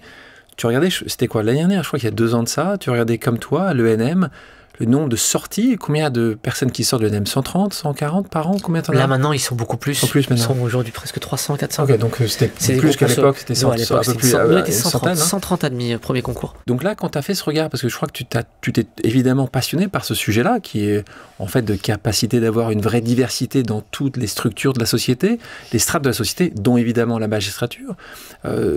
Chaque année tu regardes. Je crois que c'était il y a 2 ans, tu as regardé, rappelle-moi combien de personnes, et là tu as regardé la consonance, tu as regardé... Moi je regardais les consonances. En fait, c'est marrant, j'ai eu cette discussion-là ce midi avec des collègues. Je pense que les collègues, ils doivent se dire, ils nous pointent du doigt en grande... Pas du tout, moi je pointe pas du doigt. Ceux qui sont... Moi j'adore mes collègues, honnêtement, j'adore mes collègues, j'ai énormément appris d'eux. Et c'est aussi des gens qui sont différents de toi, que tu apprends le plus. Mais... Je pense que parfois le sujet les indispose, certains, parce qu'ils se disent, ils nous montrent du doigt ou truc, alors que pas du tout. Tu parles de fait, toi, tu parles de données. Exactement, moi je parle juste de données, je dis c'est le système qui est pas normal, c'est l'école, le collège, le lycée, c'est ça qui est pas normal, ou déjà, à ce moment-là, t'as plein de gens qui disparaissent des radars. Et on avait cette discussion-là, il y a ce midi avec quelqu'un qui me dit, oui, mais ça dépend, il y a diversité. Non, si tu rentres dans un tribunal, tout le monde est blanc, me dis pas qu'il y a de la diversité, c'est pas vrai, premièrement. Je dis pas que dedans, il n'y a pas des gens qui n'ont pas galéré. Ensuite, il y a des questions d'origine sociale. Que faisaient les parents? Quels moyens ils avaient? Comment ils ont financé leurs études? Autre élément important. Et puis ensuite, que tu le veuilles ou non, c'est une réalité. Je regarde la liste. Bien sûr que c'est pas une science exacte. Néanmoins, je pense qu'à mon avis, elle est pas loin. Je pense de la réalité. Quand tu as des noms à particulier, tant mieux. Je t'assure, je veux pas que ce soit perçu comme quelque chose de... Mais tu te doutes bien que c'est pas la même chose que d'avoir un type qui a un prénom et un nom d'origine africaine. Voilà, c'est une réalité. Dans la dernière fois que tu as regardé, combien de consonances, comme tu dis Il me semble la dernière promo l'année dernière, en novembre 2024, 1. Qui est très drôle en plus, parce que c'est le... Premier. Majeur de la promo. Mais ça veut rien... Alors pour le coup, et puis je t'ai dit, ça peut... Non, mais c'est bien. Donc quand je te retrouve après ça, tu termines... voilà, dans un ventre mou, mais qui n'est pas le dernier, pas le premier, donc, mais le but c'est de terminer, sauf que là tu choisis ou pas, quand t'es premier tu choisis, c'est comme souvent ces classements-là, quand t'es dernier tu choisis pas, toi t'avais la possibilité, je te retrouve d'abord à Meaux, et puis après à Bobigny, ça c'est des points importants, parce que c'est des juridictions, là où tu retrouves le monde très concret, difficile, comment très rapidement, donc là c'est un peu pour les gens qui nous écoutent, qui, comme moi, qui n'avons pas du tout une connaissance de ce qui se passe. Donc de ton métier, de la difficulté que ça peut être, de la réalité du terrain. Donc tu peux nous expliquer comment tu te retrouves très jeune, là en prise complète avec la réalité. Puis on parle d'affaires conjugales, des moments extrêmement difficiles ou même inacceptables la plupart du temps. Comment tu fais pour survivre à ça quand matin, midi et soir, tu es plutôt en train de traiter des choses difficiles? C'est rarement des bons sujets que tu traites au quotidien encore aujourd'hui. Donc, comment t'appréhendes ça? Comment tu tombes pas rapidement en dépression? Est-ce que tu vois souvent des collègues qui sont en dépression ou qui ne se rendent même plus compte, en fait, de ce qu'ils jugent parce qu'ils sont quasiment anesthésiés, en fait? C'est une question très difficile, qui est la question de la charge mentale du magistrat, dont on parle très peu. Qui est forte, qui est très forte. Il y a deux choses, même 3 choses. La première, c'est que faut savoir que la formation à l'ENM, donc à l'école de la magistrature, elle est quand même très très très pointue. Donc pendant 3 ans, tu es quand même habitué à voir des choses qui sont difficiles, et donc du coup tu vois quand même ce à quoi tu vas être confronté après le restant de ta vie, et on détecte rapidement, tu vois, ceux qui sont à leur place et pas à leur place. te rends compte que le recrutement, bon, bah, il est quand même globalement aussi assez bien fait, puisque généralement, l'immense majorité des gens finissent par prendre leur poste. La deuxième chose, c'est que bah, tu es quand même entouré quand même de tes collègues régulièrement. Et ça, je trouve que c'est quand même important. On n'a pas de psychologue, on n'a pas la possibilité d'aller discuter avec des gens. Ça, je trouve que c'est assez dommage que tu puisses pas, par exemple, te confier parfois sur ce que tu vois, ce que ça te fait comme impression et ce que ça te laisse comme trace. Néanmoins, les collègues, quand tu as le temps de discuter avec eux, ils sont quand même une très grande ressource. Et ça, je trouve que c'est important. La troisième, qui n'est pas négligeable dans votre fonction, c'est qu'en fait, tu peux changer de fonction quand même tous les 3 ans ou 4 ans. Et que parfois, et ça on nous l'a toujours dit, quand tu commences à être habitué, à être blasé, à peut-être aussi parfois mal parler aux gens, tout agace et tout, il faut aller voir ailleurs. Voilà, tout simplement. Et tu peux faire des choses quand même complètement différentes. Et c'est une obligation de changer de juridiction tous les 4 ans? Non, pas du tout. Et qui décide ça? Ah bah tu fais une demande à la chancellerie. D'accord, c'est magistrat, donc il n'y a personne qui peut dire tu dois changer. C'est toi qui dois lancer le volontaire. Disciplinairement, tu n'es plus à la place, et là auquel cas tu es placé d'office. Il faut quand même pas avoir un peu de recul sur soi-même, de se dire tiens, oui, c'est le moment. Tu l'as. Si tu commences à être rapidement atteint, tu le sais tout de suite. Justement, comment garder... Toi, c'est quoi? Je parle pas des autres, mais toi, comment tu arrives à garder ton humanité? Comment tu arrives, après avoir fait autant d'années, à suivre des cas qui sont d'une complexité encore forte et des drames, hein. Comment tu arrives à garder ça? Parce que je pense que les gens, ils te le rappellent tout de suite. Quand tu arrives à l'audience, que tu sois fatigué ou pas, je sais pas, moi, tu as un dossier de violence conjugale, tu vois la femme qui rentre dans la salle d'audience, qui a un énorme cocard ou qui a le bras cassé et tout ça, bon, ça te rappelle que ce que tu fais, c'est pas un jeu. Qu'il faut que tu sois pleinement conscient là-dessus et ça te rappelle qu'il y a des vies en jeu derrière en fait. Quand même, on est quand même tous largement conscients de ça, même si encore une fois on juge parfois tardivement, on se plaint beaucoup du manque de moyens et c'est normal, et il y a beaucoup de choses qui nous impactent. Franchement, on est quand même rappelé à la réalité. Tu peux traiter un dossier papier, mais quand tu as les gens en face de toi, tu peux plus tricher là. Et comment tu gardes après ça, quand tu vois cette femme qui est battue, quand tu vois cette situation scandaleuse? Je te dis que c'est une partie seulement. Comment tu arrives à garder ton humanité? Comment tu arrives à pas vouloir... Parce qu'on est trois à décider. Et je pense qu'on est quand même 3 regards différents. Donc comment ça se passe, les 3? Raconte-nous. Ah bah, les 3, t'as le président, toujours ses sœurs, toujours 3, bah, pour les affaires les plus graves, oui, toujours 3. On part délibérer, et c'est le principe même de la démocratie et la justice. C'est le président qui est là? Ouais. À ces sœurs-là et à ces sœurs-là. Donc t'as 2 assesseurs, le président, d'accord. Tu pars en salle de délibéré, c'est l'émanation même de la démocratie, puisque il faut qu'il y ait 2 voix pour rentrer une culpabilité. Et les 3 sont choisis au hasard dans tout, ou c'est toujours les mêmes? Vous êtes toujours une équipe à 3? En chambre de comparution immédiate, les assesseurs sont tournants. Le président reste le même en fonction des jours, mais les assesseurs sont dans les chambres spécialisées, les assesseurs sont fixes. Donc tu connais tes assesseurs, ils te connaissent aussi. Donc là, merci, parce que c'était le sujet. Comment ça se passe sinon le procès de nouveau, hein? Pour toi, c'est une question d'une banalité absolue que je te pose ici, mais pour beaucoup de gens qui nous écoutent, on voit les choses à la télé, rapportées par quelques médias, mais comment ça se passe à l'intérieur? C'est quoi la moyenne d'un procès? Là, on parle de comparution immédiate, donc là, c'est d'une rapidité immédiate. Comment ça se passe un procès Ça dépend de la nature des faits, ça dépend du nombre de prévenus, du nombre de victimes, de la sensibilité, du temps d'audience. Sinon, la majorité du temps, t'arrives, je sais pas, moi je suis d'audience demain, j'ai regardé quels étaient les dossiers qui venaient à l'audience, je les ai préparés, parfois dispatchés avec mes assesseurs. Moi je prends tel dossier, toi tu prends celui-là, toi tu prends celui-là. T'en as demain, combien t'en as demain par exemple? Alors demain je suis pas audience, mais après-demain c'est un mauvais exemple parce que c'est un dossier justement, non mais c'est un procès sur 2 jours. On a 11 prévenus. Et c'est un procès qui s'étale sur 2 jours parce on doit prendre les 2 jours complets pour entendre les 11 prévenus, pour ensuite entendre les parties civiles, les victimes, pour donner la parole au procureur de la République. Et ensuite, s'il y a 11 prévenus qui sont 11 avocats, il y a 11 plaidoiries. Et ensuite, il faut partir délibérer. Voilà. Ça, tu arrives à faire ça en 2 jours? Oui. Tu te tiens, il n'y a pas d'autre choix. Oui. C'est rare que ça déborde. Et c'est combien dans la journée? Ça sera combien d'heures sur ces 2 jours? Vous bossez combien d'heures? On commence à 10h, on fait une pause le midi d'1 heure. Et ça dépend, si tu veux vraiment être efficace le premier jour, tu peux finir à 19-20h, voire 21h. Et ensuite, le lendemain, ça dépend de la fin de la durée des plaidoiries, des réquisitions. Ça dépend. Vous serez toujours, même un procès qui est plus grand de 2 jours, ça sera toujours vous 3 qui devrez décider. Ok. À quel moment on a plus que 3 personnes? À quel moment il y a... Cour d'assises. Cour d'assises. Cour d'assises, c'est avec des jurys populaires. Donc là, ce qui n'est pas ton cas. Ouais. C'est quelque chose que tu aimerais faire ou que tu Cour d'assises? Ouais. Ouais. Que t'as pas fait. J'ai jamais fait, ouais, j'aimerais bien, ouais. J'aimerais bien parce que t'as du temps de jugement, t'as le temps de les juger. Et puis c'est les faits les plus graves. Avec, voilà, donc tu rentres vraiment dans la vie des gens, quoi. Et donc, quand tu n'as pas une journée sur 2 jours, quand tu as une journée classique, c'est combien de dossiers tu vas devoir traiter? Pareil, ça dépend de...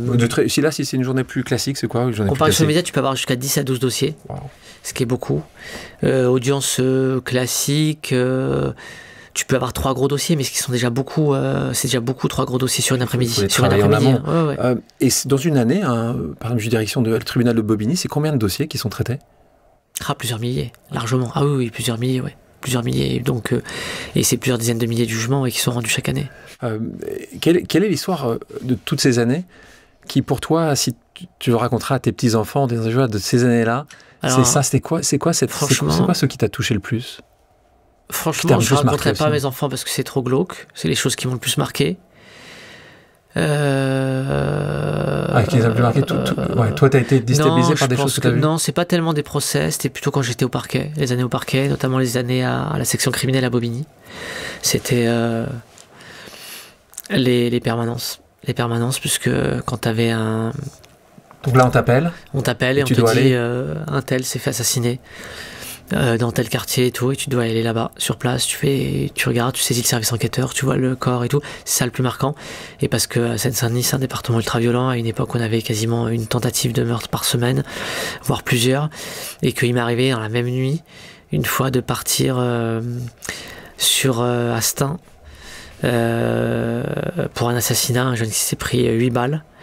On avait été accueillis par un comité plein de gamins, ils étaient une centaine du Clos Saint-Lazare qui nous insultaient et tout, donc et je rentre et tout, et sur le périple je suis appelé parce qu'il y a un gamin qui s'est pris un coup de tournevis à Saint-Denis, mort aussi. Donc je suis reparti, je suis rentré, je me suis douché, je suis allé au tribunal, j'avais pas dormi de la nuit, et je me disais c'est quand même ces années dingues en fait quand j'y pense, ces années folles en fait, c'est les meilleures années de ma vie en termes d'intensité. C'était sur le terrain tout le temps. Ouais, mais c'était fou comme c'est que c'était très dur physiquement et mentalement, mais j'ai beaucoup appris sur moi et puis sur le métier. T'as été protégé, toi? Non. Jamais. Ça, on en parle souvent en ce moment de cette protection. Et c'est la question tout à l'heure de l'humanité, c'est à quel moment tu perds cette émotion, à quel moment là tu l'avais, tu étais tout jeune, tu as ce jeune qui se fait un coup de tournevis, tu arrives là-bas, si tu n'as pas envie de vomir, si tu n'as pas envie de pleurer, tu n'es pas humain.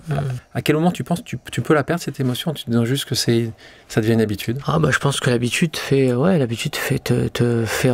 rend plus dur, ouais, bien sûr. Je sais pas si tu la perds et tout, c'est juste que tu te blindes. Ah, tu te blindes. Tu te blindes, c'est tout. Et c'est sacrément blindé, toi. Et oui, possiblement, je suis pas le seul, mais tu te blindes clairement, ouais, tu te blindes, il y a peu de choses qui te...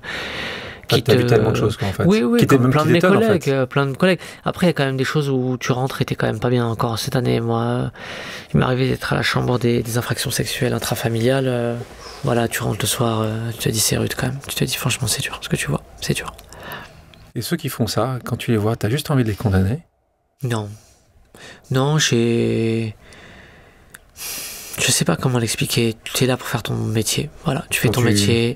Tu fais ton métier, tu poses tes questions, voilà, c'est reconnu, pas reconnu, c'est contesté, tu essaies de regarder s'il y a des éléments de preuve et tout. Tu vas être sacrément... Et tu... un recul assez fort, quand même. Et tu avances. Mais par contre, c'est sûr que le soir, quand tu pars, tu te dis... c'est des impacts que ça a eu sur ta vie perso, on n'a jamais confié aux enfants, et non. Tu vois, voilà, on a considéré qu'il fallait pas le faire. Ouais. Ça, c'est un message important pour toute personne qui nous écoute. On a déjà eu des gens ici qui sont venus sur Pause, qui ont eu... malheureusement et sur eux on a commis des délits sexuels et ça c'est important. Faites très attention à qui vous... Ouais, voilà, c'est pas une généralité, non, mais nous ça a eu cet effet-là. Nous ça a eu cet effet-là, c'est que... Très attention quand vos enfants dorment chez quelqu'un d'autre. Et encore une fois, c'est des généralités. On leur en parle, exactement, c'est idiot, mais ce métier m'a appris aussi à parler à mes enfants en leur disant attention, ça c'est interdit. Tu dois me le dire, bien sûr. C'est pas pour ça que... Tu sais quel âge tu penses que c'est... que tu as vu, toi, tu pourrais imaginer qu'à 13 ans, 14 ans, on peut dire non, c'est faux, hein. Ah oui, je pense qu'on peut dire non petit, ça dépend un peu de comment... et voilà, c'est pour ça qu'il faut parler à ses enfants. C'est pour ça qu'il faut en parler, oui, bien sûr, c'est très important, et c'est aussi pour ça que nous, il nous est arrivé aussi certains collègues de faire des interventions dans des établissements et tout ça pour leur rappeler des choses. On le dira jamais assez, ouais, mais bien sûr qu'il faut le dire. La majorité des cas se passe dans les cellules souvent, familiales. bien sûr, souvent, ouais, souvent. Donc faisons attention. Souvent, il faut parler aux enfants. Ouais, faites attention. Et voilà. Et toujours, c'est dur à dire, mais toujours se méfier. Ouais, je suis nature par nature. Toi, tout à l'heure, tu parlais de bain d'inter, justement. Bain d'inter qui est évidemment, et c'est pareil parce qu'il a été mis au Panthéon cette année, on sait de mémoire depuis des années, c'était un grand monsieur. Il a fait quelque chose. Toi, quand tu passes ces temps-là avec des gens qui, juste par leur capacité physique d'astreindre quelqu'un qui ne veut pas faire quelque chose qui est inacceptable, une fois, 10 fois, 100 fois, certains sont des prédateurs, tu comprends pourquoi pour ces gens-là, quelqu'un de bain d'inter a interdit la peine ultime, qui est la peine de mort. Toi, parfois, quand tu es en face d'eux, t'aimerais pas repasser? Non, pas du tout, ouais. Franchement, absolument pas. Absolument pas. Je me dis, en fait, la justice, au contraire, c'est la preuve qu'en fait, elle peut pas répondre à la violence par la violence, en fait. Ce serait le pire. Pour moi, ce serait la pire des choses, en fait. Non, je pense que c'était une très grande décision à l'époque, qui était totalement à l'époque, hein. C'était totalement contre l'opinion publique. Exactement, controversé. Bien sûr, mais encore aujourd'hui, hein. Regarde, aujourd'hui, tu regardes les commentaires des gens quand il est entre au Panthéon en disant que ça a eu un impact sur la délinquance et tout ça. Je ne crois pas. Et je ne suis même pas certain que c'était vraiment dissuasif. Par ailleurs, je ne sais même pas si c'était dissuasif. Et moi, je trouve que la grandeur les gens se posent pas la question quand la grandeur de la justice, c'est de répondre de manière démocratique et par une peine qui peut être très longue et qui peut être à vie, mais pas par la même violence qui consiste à couper quelqu'un en deux.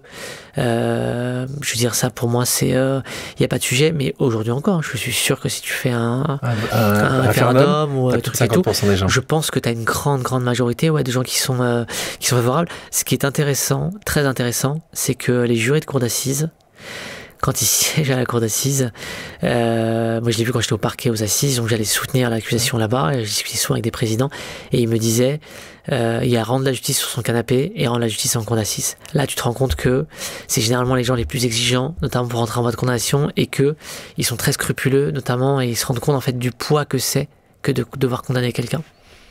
C'est plus du tout la même chose là.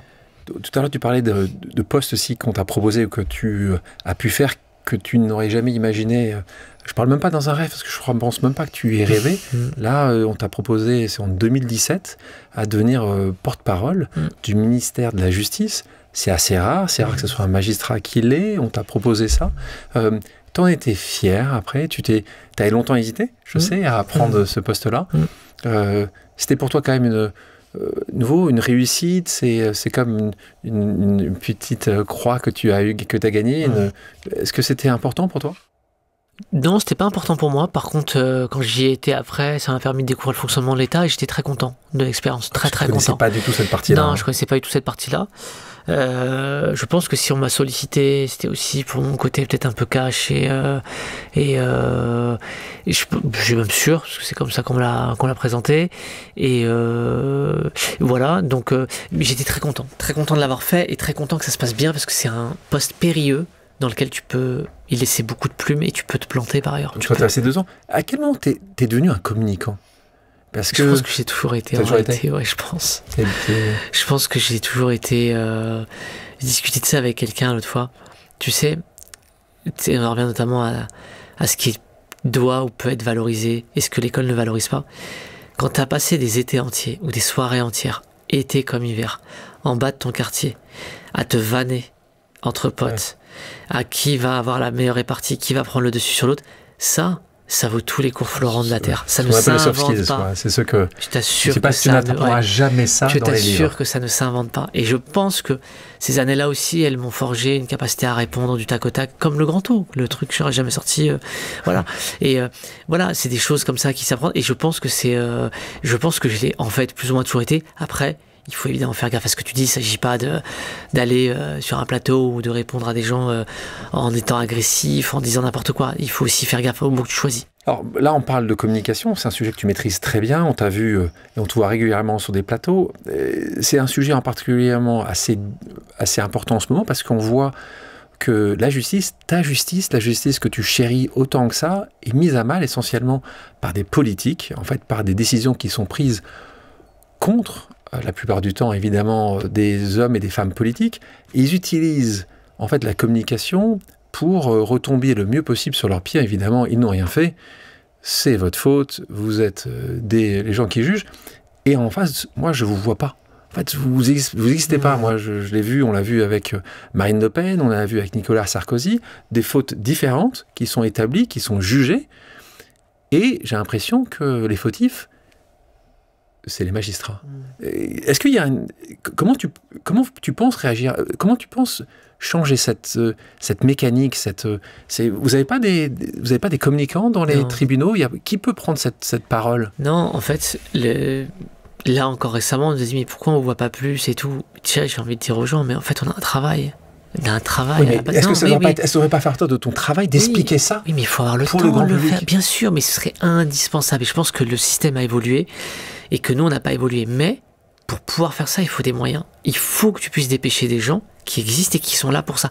On ne les a pas aujourd'hui. Ça risque de pas s'améliorer. Non, ça risque de pas s'améliorer. On ne les a pas. Aujourd'hui, pour l'institution judiciaire, à une ère où c'est ultra médiatisé, tu as les réseaux sociaux, que tu as une puissance de frappe de certains médias, il faut être capable de déployer des gens et qui sont capables d'expliquer au grand public, comme si c'était adressé à des enfants, une décision de justice la plus complexe possible, en quelques mots, en quelques lignes. Il faut être capable de faire ça. Voilà. Personne ne le fait, on est d'accord. Non, personne ne le fait parce qu'on n'a pas le temps de le faire. Tu as la parole syndicale, évidemment, mais on n'a pas le temps de le faire. Moi, j'aurais bien aimé. Ouais. Mais moi, j'aurais bien aimé le faire. Mais au moment où, par exemple, si on revient par exemple sur le procès Sarkozy, au moment où il est jugé et tout, il est délibéré, je crois que c'est un jeudi matin. Moi, je rentre dans un procès de 2 jours. Je sors le vendredi soir. C'est le vendredi soir. Je me dis, waouh, c'est quoi ce dingue? Tout ce qu'on prend, on en prend plein la tête et tout. Franchement, on n'a pas le temps de le faire. Tu ne peux pas demander à un collègue qui est en juridiction de sortir de son... Et tu n'auras pas jamais le budget, le tribunal n'aura jamais le budget d'embaucher. Mais c'est dommage, parce qu'il faudrait, bien sûr, mais il faudrait pouvoir envoyer des gens pour pouvoir le faire et expliquer très clairement. Et en plus, je peux te dire, je pense qu'on aurait beaucoup de choses à dire, Oui, d'ailleurs, tu l'as dit, encore une fois, je m'arrête 2 secondes sur le cas Nicolas Sarkozy, parce que j'ai quelqu'un que j'aime bien, que j'aime beaucoup, qui s'appelle Noah Kamala, qui est un entrepreneur maintenant, mais qui est un jeune qui était jeune au nord de la France et qui a écrit une tribune qui a été publiée par Le Monde juste après et je vous lis ça parce qu'il a publié cette lettre. Il a été détenu, dit Noah Kamala, avant d'être un entrepreneur qui réussit très bien dans le monde de la technologie. Il dit « Monsieur le Président, vous étiez en 2007 l'homme du verbe cinglant et de l'action rapide. Quand on est condamné à une peine, la peine doit être exécutée. Martelez-vous en mars 2012 à Bordeaux. Pourtant, le 25 septembre, après votre condamnation à 5 ans de prison ferme pour association de malfaiteurs, vous êtes tenu face aux caméras, le visage blême, dénonçant une décision d'une gravité extrême pour l'état de droit. Lors de ma condamnation, c'est ce qu'il dit, en 2007, j'ai écouté le verdict sans me plaindre et aucun micro m'a demandé au citoyen lambda que je suis son avis. Tu rejoins son mécontentement, sa frustration ou pas?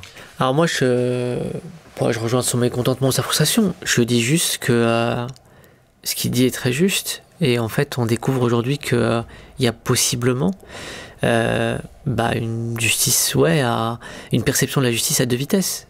Ce qui s'applique aujourd'hui à Nicolas Sarkozy et ce qui s'applique tous les jours à des milliers de justiciables en France. En fait, le tribunal correctionnel est venu lui rappeler un principe fondamental qui est disposé à l'article 6 de la Déclaration des droits de l'homme et du citoyen. La loi est la même pour tous, dit la Déclaration des droits de l'homme et du citoyen, qu'elle protège ou qu'elle punisse. En rendant cette décision-là, le tribunal correctionnel est venu lui rappeler ça parce que il oublie.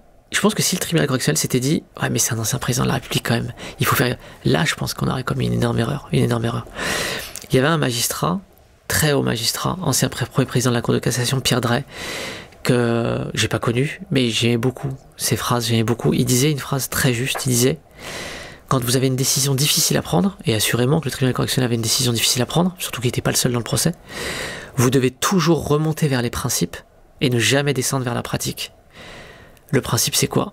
C'est l'égalité de tous devant la loi. C'est exactement ce qu'a fait le tribunal correctionnel. Aujourd'hui, il découvre en fait qu'il est injusticiable comme les autres, tout simplement.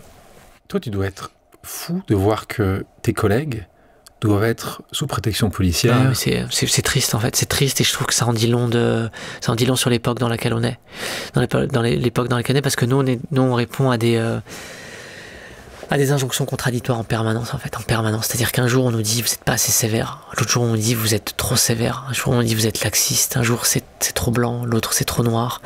C'est en permanence. Qui n'a jamais entendu un responsable politique dire le scandale de la justice, c'est toutes ces peines qui sont inexécutées. On nous a demandé depuis 15 ans. Les peines doivent être exécutées supérieures à 1 an, supérieures à 2 ans. Il faut les ramener à exécution. Elles doivent être purgées immédiatement. Tu es condamné à 5 ans d'emprisonnement. Tu fais ta peine en détention. Après, tu peux faire appel et c'est ce qu'il a fait. Et à ce moment-là, tu es rejugé. Tu peux former une demande de mise en liberté. J'ai vu que son avocat formule ça. Et c'est l'application même de la loi. Il n'y a aucune difficulté là-dessus. Mais tout le débat. D'ailleurs, tu le dis qu'il a été bien traité, parce que là aussi, parce que c'est différé. Mais c'est surtout, il a un mandat de dépôt à effet différé, mais c'est surtout donc, que. Tu veux dire qu'il n'avait pas. Normalement, il aurait dû sortir. Ton justiciable serait sorti avec des policiers, on est d'accord. Le président du tribunal correctionnel de Paris, il le dit, et il a raison, c'est ce qu'on fait tous les jours. Normalement, un mandat de dépôt, c'est immédiat, tu pars immédiatement le soir même. Parce que ils ont tenu compte de sa situation professionnelle, je crois, et personnelle. Voilà, et donc il y a un mandat de dépôt à effet différé. Voilà. C'est comme le président, c'est quand même une mesure de faveur. Bien sûr, c'est quand même une mesure de faveur. Après, il fera appel. Reste présumé innocent, la cour d'appel le rejugera, et puis voilà. Mais qu'est-ce qui se passe après? Il y a appel et après c'est la cassation, c'est ça? Il y a appel déjà, on verra déjà ce que désirera l'appel. Cassation, il faut qu'il y ait un motif de cassation. La cassation ne reprend pas quasiment tout le temps.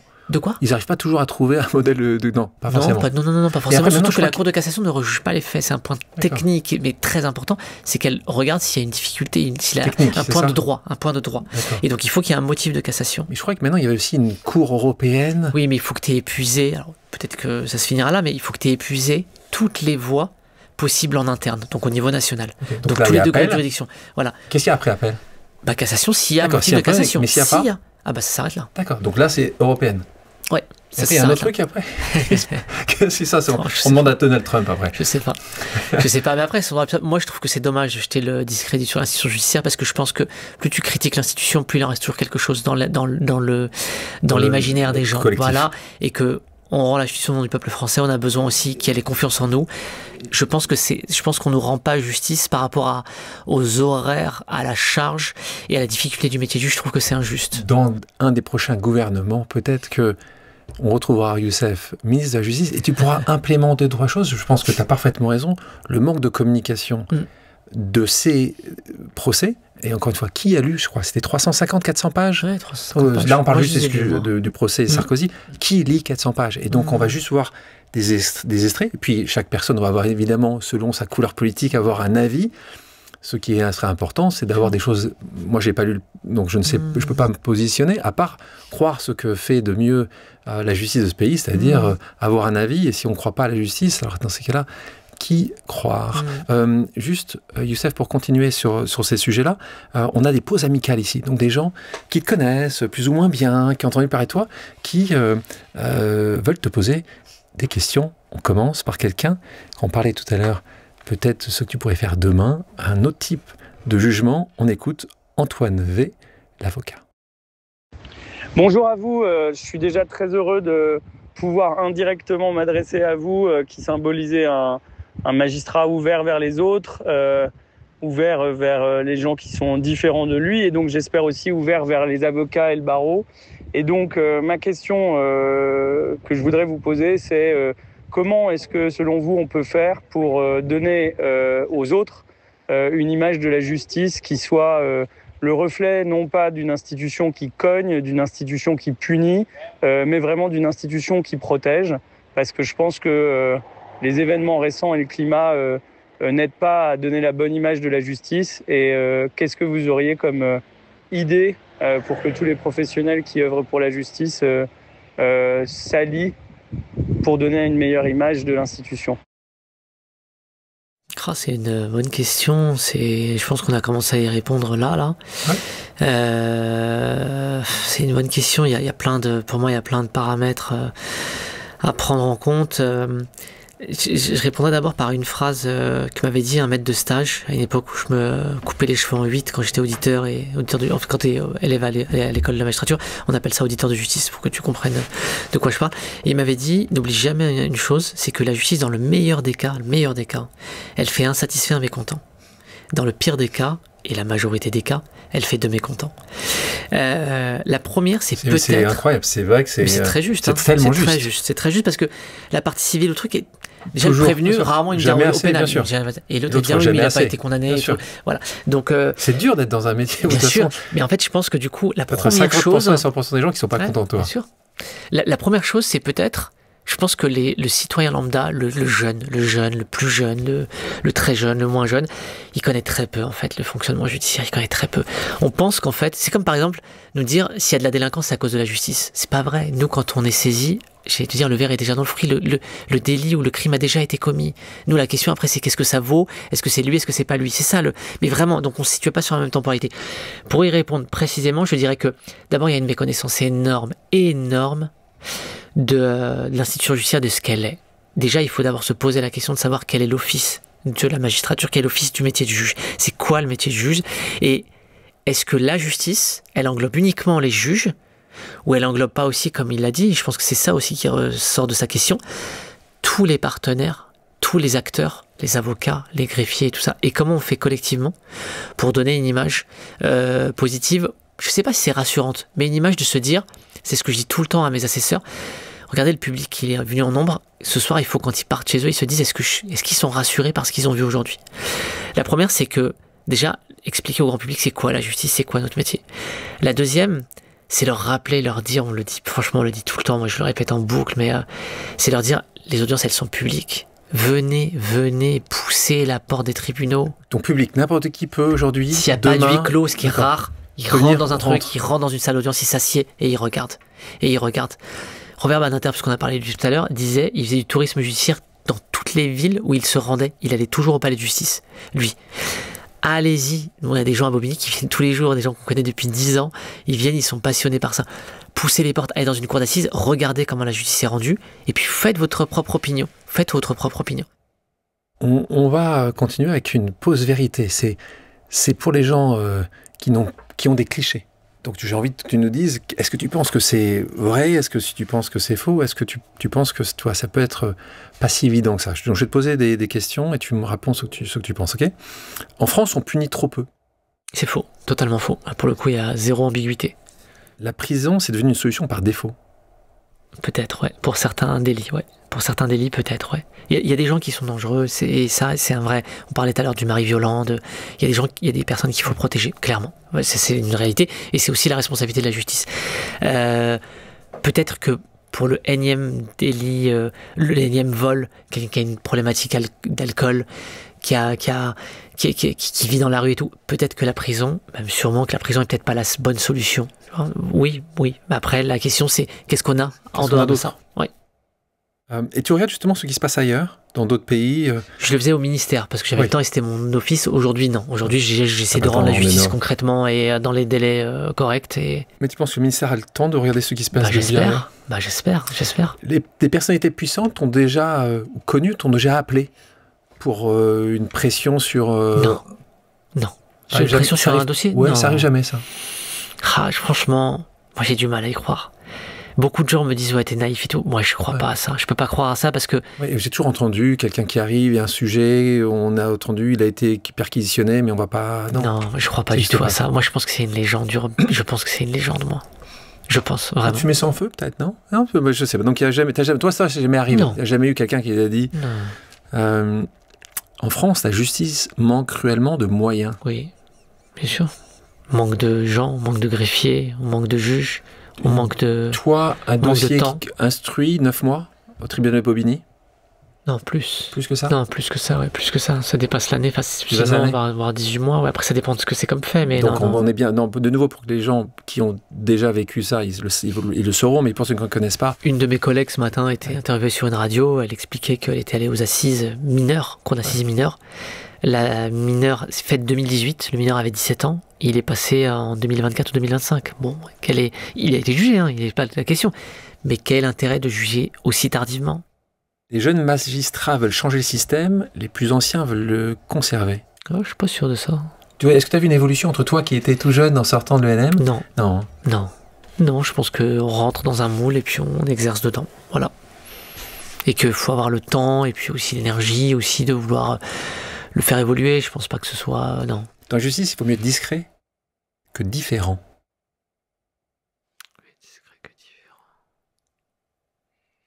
Est-ce qu'il y a une prime à ne pas faire de vagues? Est-ce qu'il y a une prime à... Ah, j'en sais rien du tout. Je sais pas. Non, je crois pas. L'inverse, donc. Je sais pas. Non, je crois pas. Est-ce qu'il y a une prime à être différent, ce que tu es? Je sais pas si je suis différent. Je pense que je suis pas sûr. Je pense que si tu interroges les avocats et tout, ils te diront c'est un juge comme les autres. Vraiment. C'est juste que je me dis, ce à quoi j'ai écouté et ce que je découvre, j'aimerais que d'autres gens issus de milieux comme le mien, ils participent aussi. J'aimerais bien ça. Voilà, c'est juste ça. Courte échelle. Ouais. Donc ça, c'est un projet qui te prend du temps, dont tu es passionné. C'est exactement pour répondre à ce que c'est des gens à qui tu as envie de montrer une partie de ce de cette catégorie, de cette industrie qui est celle de la justice. On appelle pas ça d'ailleurs une industrie, on appelle ça quoi d'ailleurs, une communauté, je sais pas, la justice, ouais. Une administration. Une administration. Donc raconte-nous un peu, c'est quoi la courte échelle et à quel moment tu as eu l'idée de monter ça? À quel moment tu es vraiment pris du temps à le faire? La courte échelle, ça fait des années. Franchement, ça fait 10 ans que il y a des idées qui rentrent dans ma tête. Enfin, on va dire des étapes, quoi, des briques. Des briques, voilà, on va dire des briques qui viennent, où c'est parti d'un constat où je me dis, après des 3-4 années de fonction, je me dis, bon, maintenant, t'es là. Tu vas pas faire 40 ans dans la magistrature, en passant d'un poste à l'autre, qu'est-ce que tu peux avoir après? La question, c'est que je me dis, il y a encore un tel décalage quand je reviens dans ma banlieue, que je vois mes amis d'enfance, et même mes frères et sœurs, sur l'environnement dans lequel j'évolue, les gens que je côtoie, et ceux avec qui on a grandi et tout, et c'est que je me dis, j'ai changé de planète, et qu'est-ce que je fais maintenant? Bon, j'ai pas la réponse à cette question-là, en 2015, j'ai pas la réponse. Et puis je vois que on vient souvent me voir pour me demander est-ce que tu peux prendre tel stagiaire avec toi, et puis je découvre que c'est le fils d'eux. C'est le fils d'eux, c'est le fils d'eux, c'est le fils d'eux. Bon voilà, ça fait son chemin et tout. Et puis je découvre aussi que pour des petits articles à droite à gauche, un projet documentaire qui a été passé au cinéma il y a quelques années où on était beaucoup de magistrats dedans, moi on vient me chercher sur la casquette banlieusard. Voilà, je découvre un truc, je critique pas, c'est le documentaire Rendre la justice, je critique pas, mais moi c'est vraiment la question du rapport à la jeunesse et de la banlieue. Et je me dis, je suis quand même dans une catégorie. Bon, certains diront, il y reste, il en fait truc et tout, mais je suis quand même mis dans cette catégorie-là. Voilà, on me dit pas, vous avez été à la section criminelle, vous savez, on me dit que vous avez instruit tel dossier ou requis dans tel dossier, pardon, de façon remarquable et tout. C'est pas du tout pour ça qu'on va me chercher. On va me chercher pour ça. Voilà. Et puis j'arrive à Vendôme. Après avoir... Donc là, c'est le ministère de la Justice, pour ceux qui ne savent pas, c'est place Vendôme. Voilà, après m'être tordu les mains pendant 3 semaines pour savoir j'y vais pas. Et puis il y a des jeunes qui m'écrivent sur Twitter, parce que là on me dit faut que tu ailles sur Twitter, faut que tu aies un compte Twitter. Moi j'ai jamais eu de compte Facebook, rien du tout, je découvre. Et il y a des jeunes qui m'écrivent, c'est fou quand même, 2017, et ils me disent vous êtes juge, vous appelez Youssef. Mais c'est fou ça. Je pensais pas qu'on pourrait être juge en France et s'appeler Youssef, mais vous êtes vraiment juge, donc vous condamnez et tout. Il me disait avec le marteau et tout. Je dis, il n'y a pas le marteau en France, mais. Et je me dis, c'est fou quand même, en fait. C'est fou quand même que le travail, il est quand même énorme. Qu'on le veuille ou non, c'est une réalité. Le travail, il est encore énorme. Il y a vraiment des différentes petites planètes au sein d'un même pays et différentes sphères. Et je me dis, il faudrait réfléchir à comment faire. Le Covid passe par là, le confinement, tout le monde est chez soi. Et puis il y en a plein qui m'écrivent pour me dire je suis en difficulté, j'ai perdu mon job étudiant, je vais tout laisser tomber, j'avais dans l'espoir d'eux et tout. Je me dis le système il est quand même hyper injuste. Tu prends deux étudiants, et c'est pas une caricature, c'est une réalité. 2 étudiants. Il y en a, les parents sont CSP+, pas de difficulté. Le confinement, il vivra sûrement très difficilement parce qu'il va être seul et tout. Il n'y aura pas de problème financier. Il aura son job étudiant. Il y a des étudiants, ils ont tout perdu. On est passé à autre chose aujourd'hui. Ils ont tout perdu. Quand je dis tout perdu, le logement, on leur a le job étudiant, Certains n'étaient pas boursiers parce que les frères et sœurs étaient partis et tout. Ils ont tout perdu. Retour à une main devant, une main derrière, avec leur sac à dos, leur cartable, leur cahier, leur cours chez leurs parents. Et va, après 1 an ou 1 an et demi, leur dire retournez, en plus parfois avec des cours en distanciel. Il y en a plein, les grands brûlés de ce truc-là, ils sont passés à autre chose. Et je me dis, le système, il est injuste. Et tu sais, quand tu as un projet, c'est pas toi que je vais l'apprendre, parce que moi, je suis à la base un magistrat, quoi. Donc moi, je suis pas du tout l'esprit j'ai pas du tout l'esprit tu vois, d'entrepreneuriat et tout ça. C'est pas... Quand tu as un projet, je pense que tu dois te le dire aussi, est-ce que ça a marché et tout? Alors que je fais pas ça pour l'argent, de loin de là, c'est du bénévolat ce qu'on fait. Totalement bénévolat. On a fait en 5 ans, avec tout ce qu'on a fait, on a utilisé 0 €. Et je me dis, si je fais ça, est-ce que ça a marché, pas marché, et tout, est-ce que j'ai envie de le faire et tout. J'en parle à un de mes frères, le plus petit de mes 2 grands frères, et il me dit, réfléchis à ce que tu as envie de faire, et puis le moment venu, je t'aiderai, moi.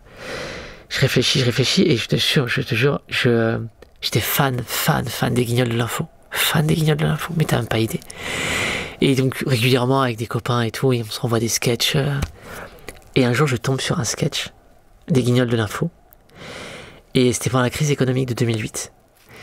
Stallone, donc qui était le figure, maître du monde. Hein. Il fait venir devant un parterre de responsables politiques, il fait venir des plus grands spécialistes pour mettre fin à la crise économique et faire des économies. Il fait venir des mecs ultra diplômés, et regarde le sketch, il est mythique. Les mecs font des théories, tu comprends 1 mot sur 2, il faut faire ci, il faut faire ça, et à la fin ils disent normalement, ça devrait dégager un tel bénéfice et tout. Un premier passe, le deuxième, le troisième, il note et tout, il regarde. Et à la fin, c'est un peu caricatural, mais il fait rentrer Momo l'épicier. Et Momo l'épicier, il arrive et il dit, Stallone lui dit comment tu fais pour faire des économies. Et il dit, je prends une pomme, 1 €, je l'achète 1 €, je la revends 2 €, je gagne 1 €. Et là, tout le monde est là, en train de dire, waouh, c'est quoi ce truc de dingue et tout. Et là, je t'assure que la courte échelle, l'idée, elle m'est venue avec ce sketch. Il y a un étudiant qui est à Poitiers, il nous contacte, et il me dit, j'ai besoin de ça. Je connais un magistrat à Poitiers, il me dit, j'ai envie d'aider.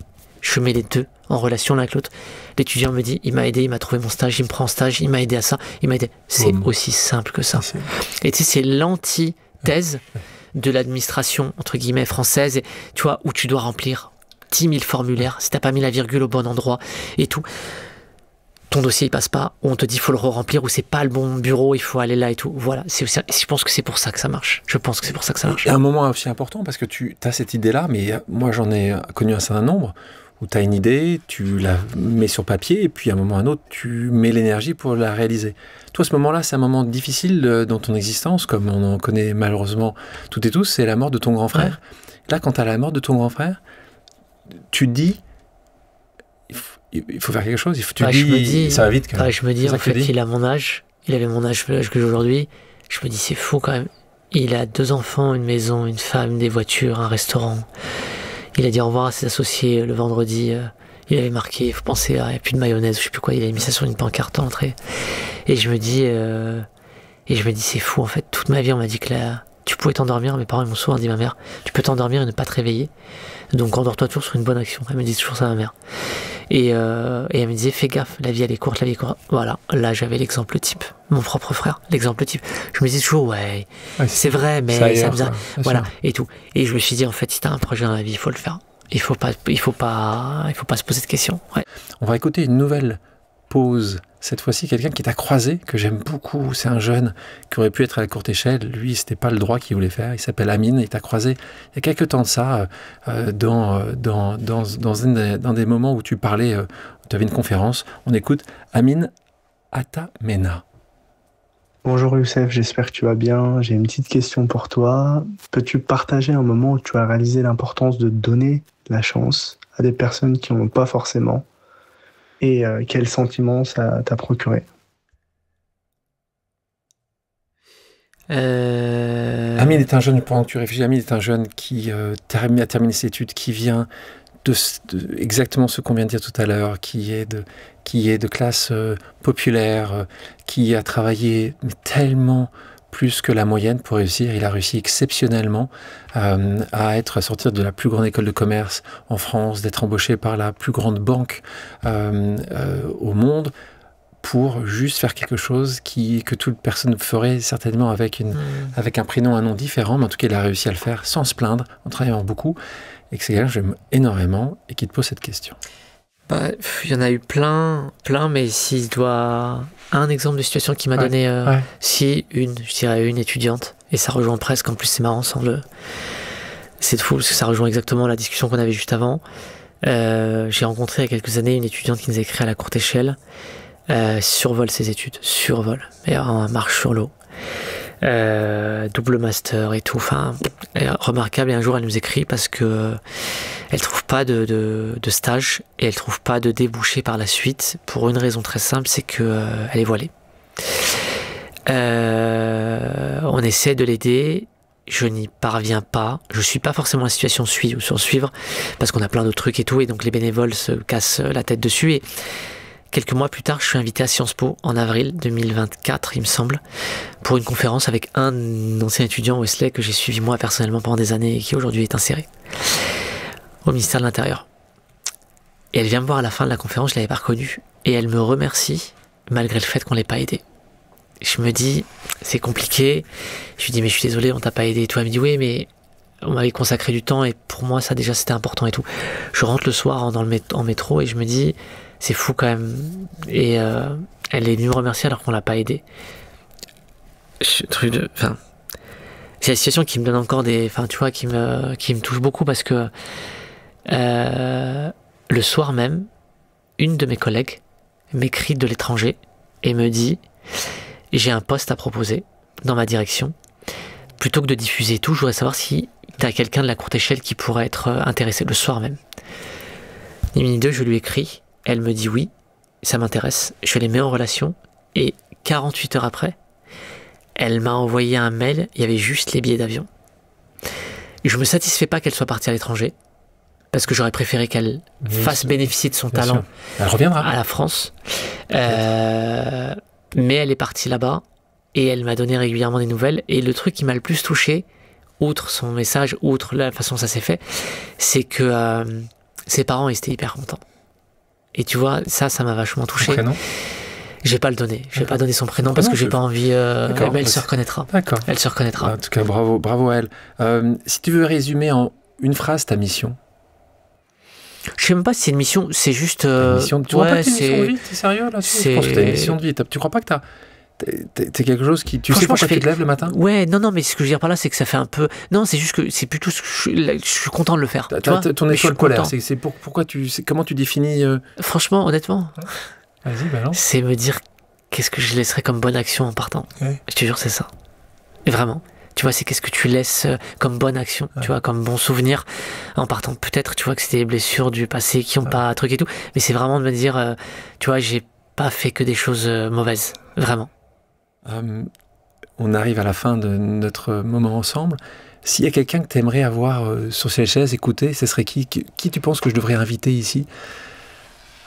À qui je pourrais poser des questions, avoir une discussion comme on a eu ensemble? T'as un nom de quelqu'un? Qui est toujours de ce monde, j'imagine? Ouais, ce serait mieux. Tu me poses une colle. Banataire, j'aurais beaucoup aimé, mais non, bon. tu me poses une colle, attends. Tu sais quoi? Si. Je suis mon entraîneur d'athlétisme. Ton entraîneur d'athlétisme? Ouais. Oui, on n'a pas évoqué ça. Non, mais mon entraîneur d'athlétisme, parce qu'il a eu une vie de dingue, qu'il était prof à Roubaix et tout, et que c'est un type qui manie la langue française, qui a un cœur énorme. Donc c'est quelqu'un que toi tu regardes. Ouais, voilà. Et puis tiens, parce que je pense qu'il a beaucoup de choses à transmettre, contrairement à ce qu'il peut penser et tout, et je pense qu'il y a beaucoup de gens qui auraient des choses à apprendre, quel que soit le mieux de ce type-là, ouais. Qui s'appelle? Son nom? Jean-Jacques. Jean-Jacques. Et dernière question, on appelle ce podcast pause parce que j'aime bien poser cette question. Toi, quand tu fais une pause, c'est où que tu aimes la faire? Chez moi. Chez toi? Ouais, chez moi. Ta femme, tes 2 enfants? Ouais, chez moi, ouais. Chez moi. Youssef, est-ce qu'on a oublié quelque chose? Non, je sais pas. Non, je crois pas. Merci en tout cas pour ce moment ensemble, d'avoir ouvert un petit peu une vision, donné une vision, et puis d'avoir été très, très direct sur des sujets qui sont importants, la justice. Merci pour ça. Merci à toi. Merci à toutes et à tous d'avoir pris le temps de faire une pause avec nous. J'espère que l'émission vous a plu, inspiré ou fait réfléchir.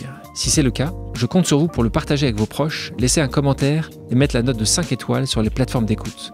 Si vous voulez me suggérer des invités ou simplement me faire part de retours, vous pouvez me contacter via LinkedIn en tapant Alexandre Mars ou bien m'écrire à l'adresse suivante, le podcast pause@gmail.com.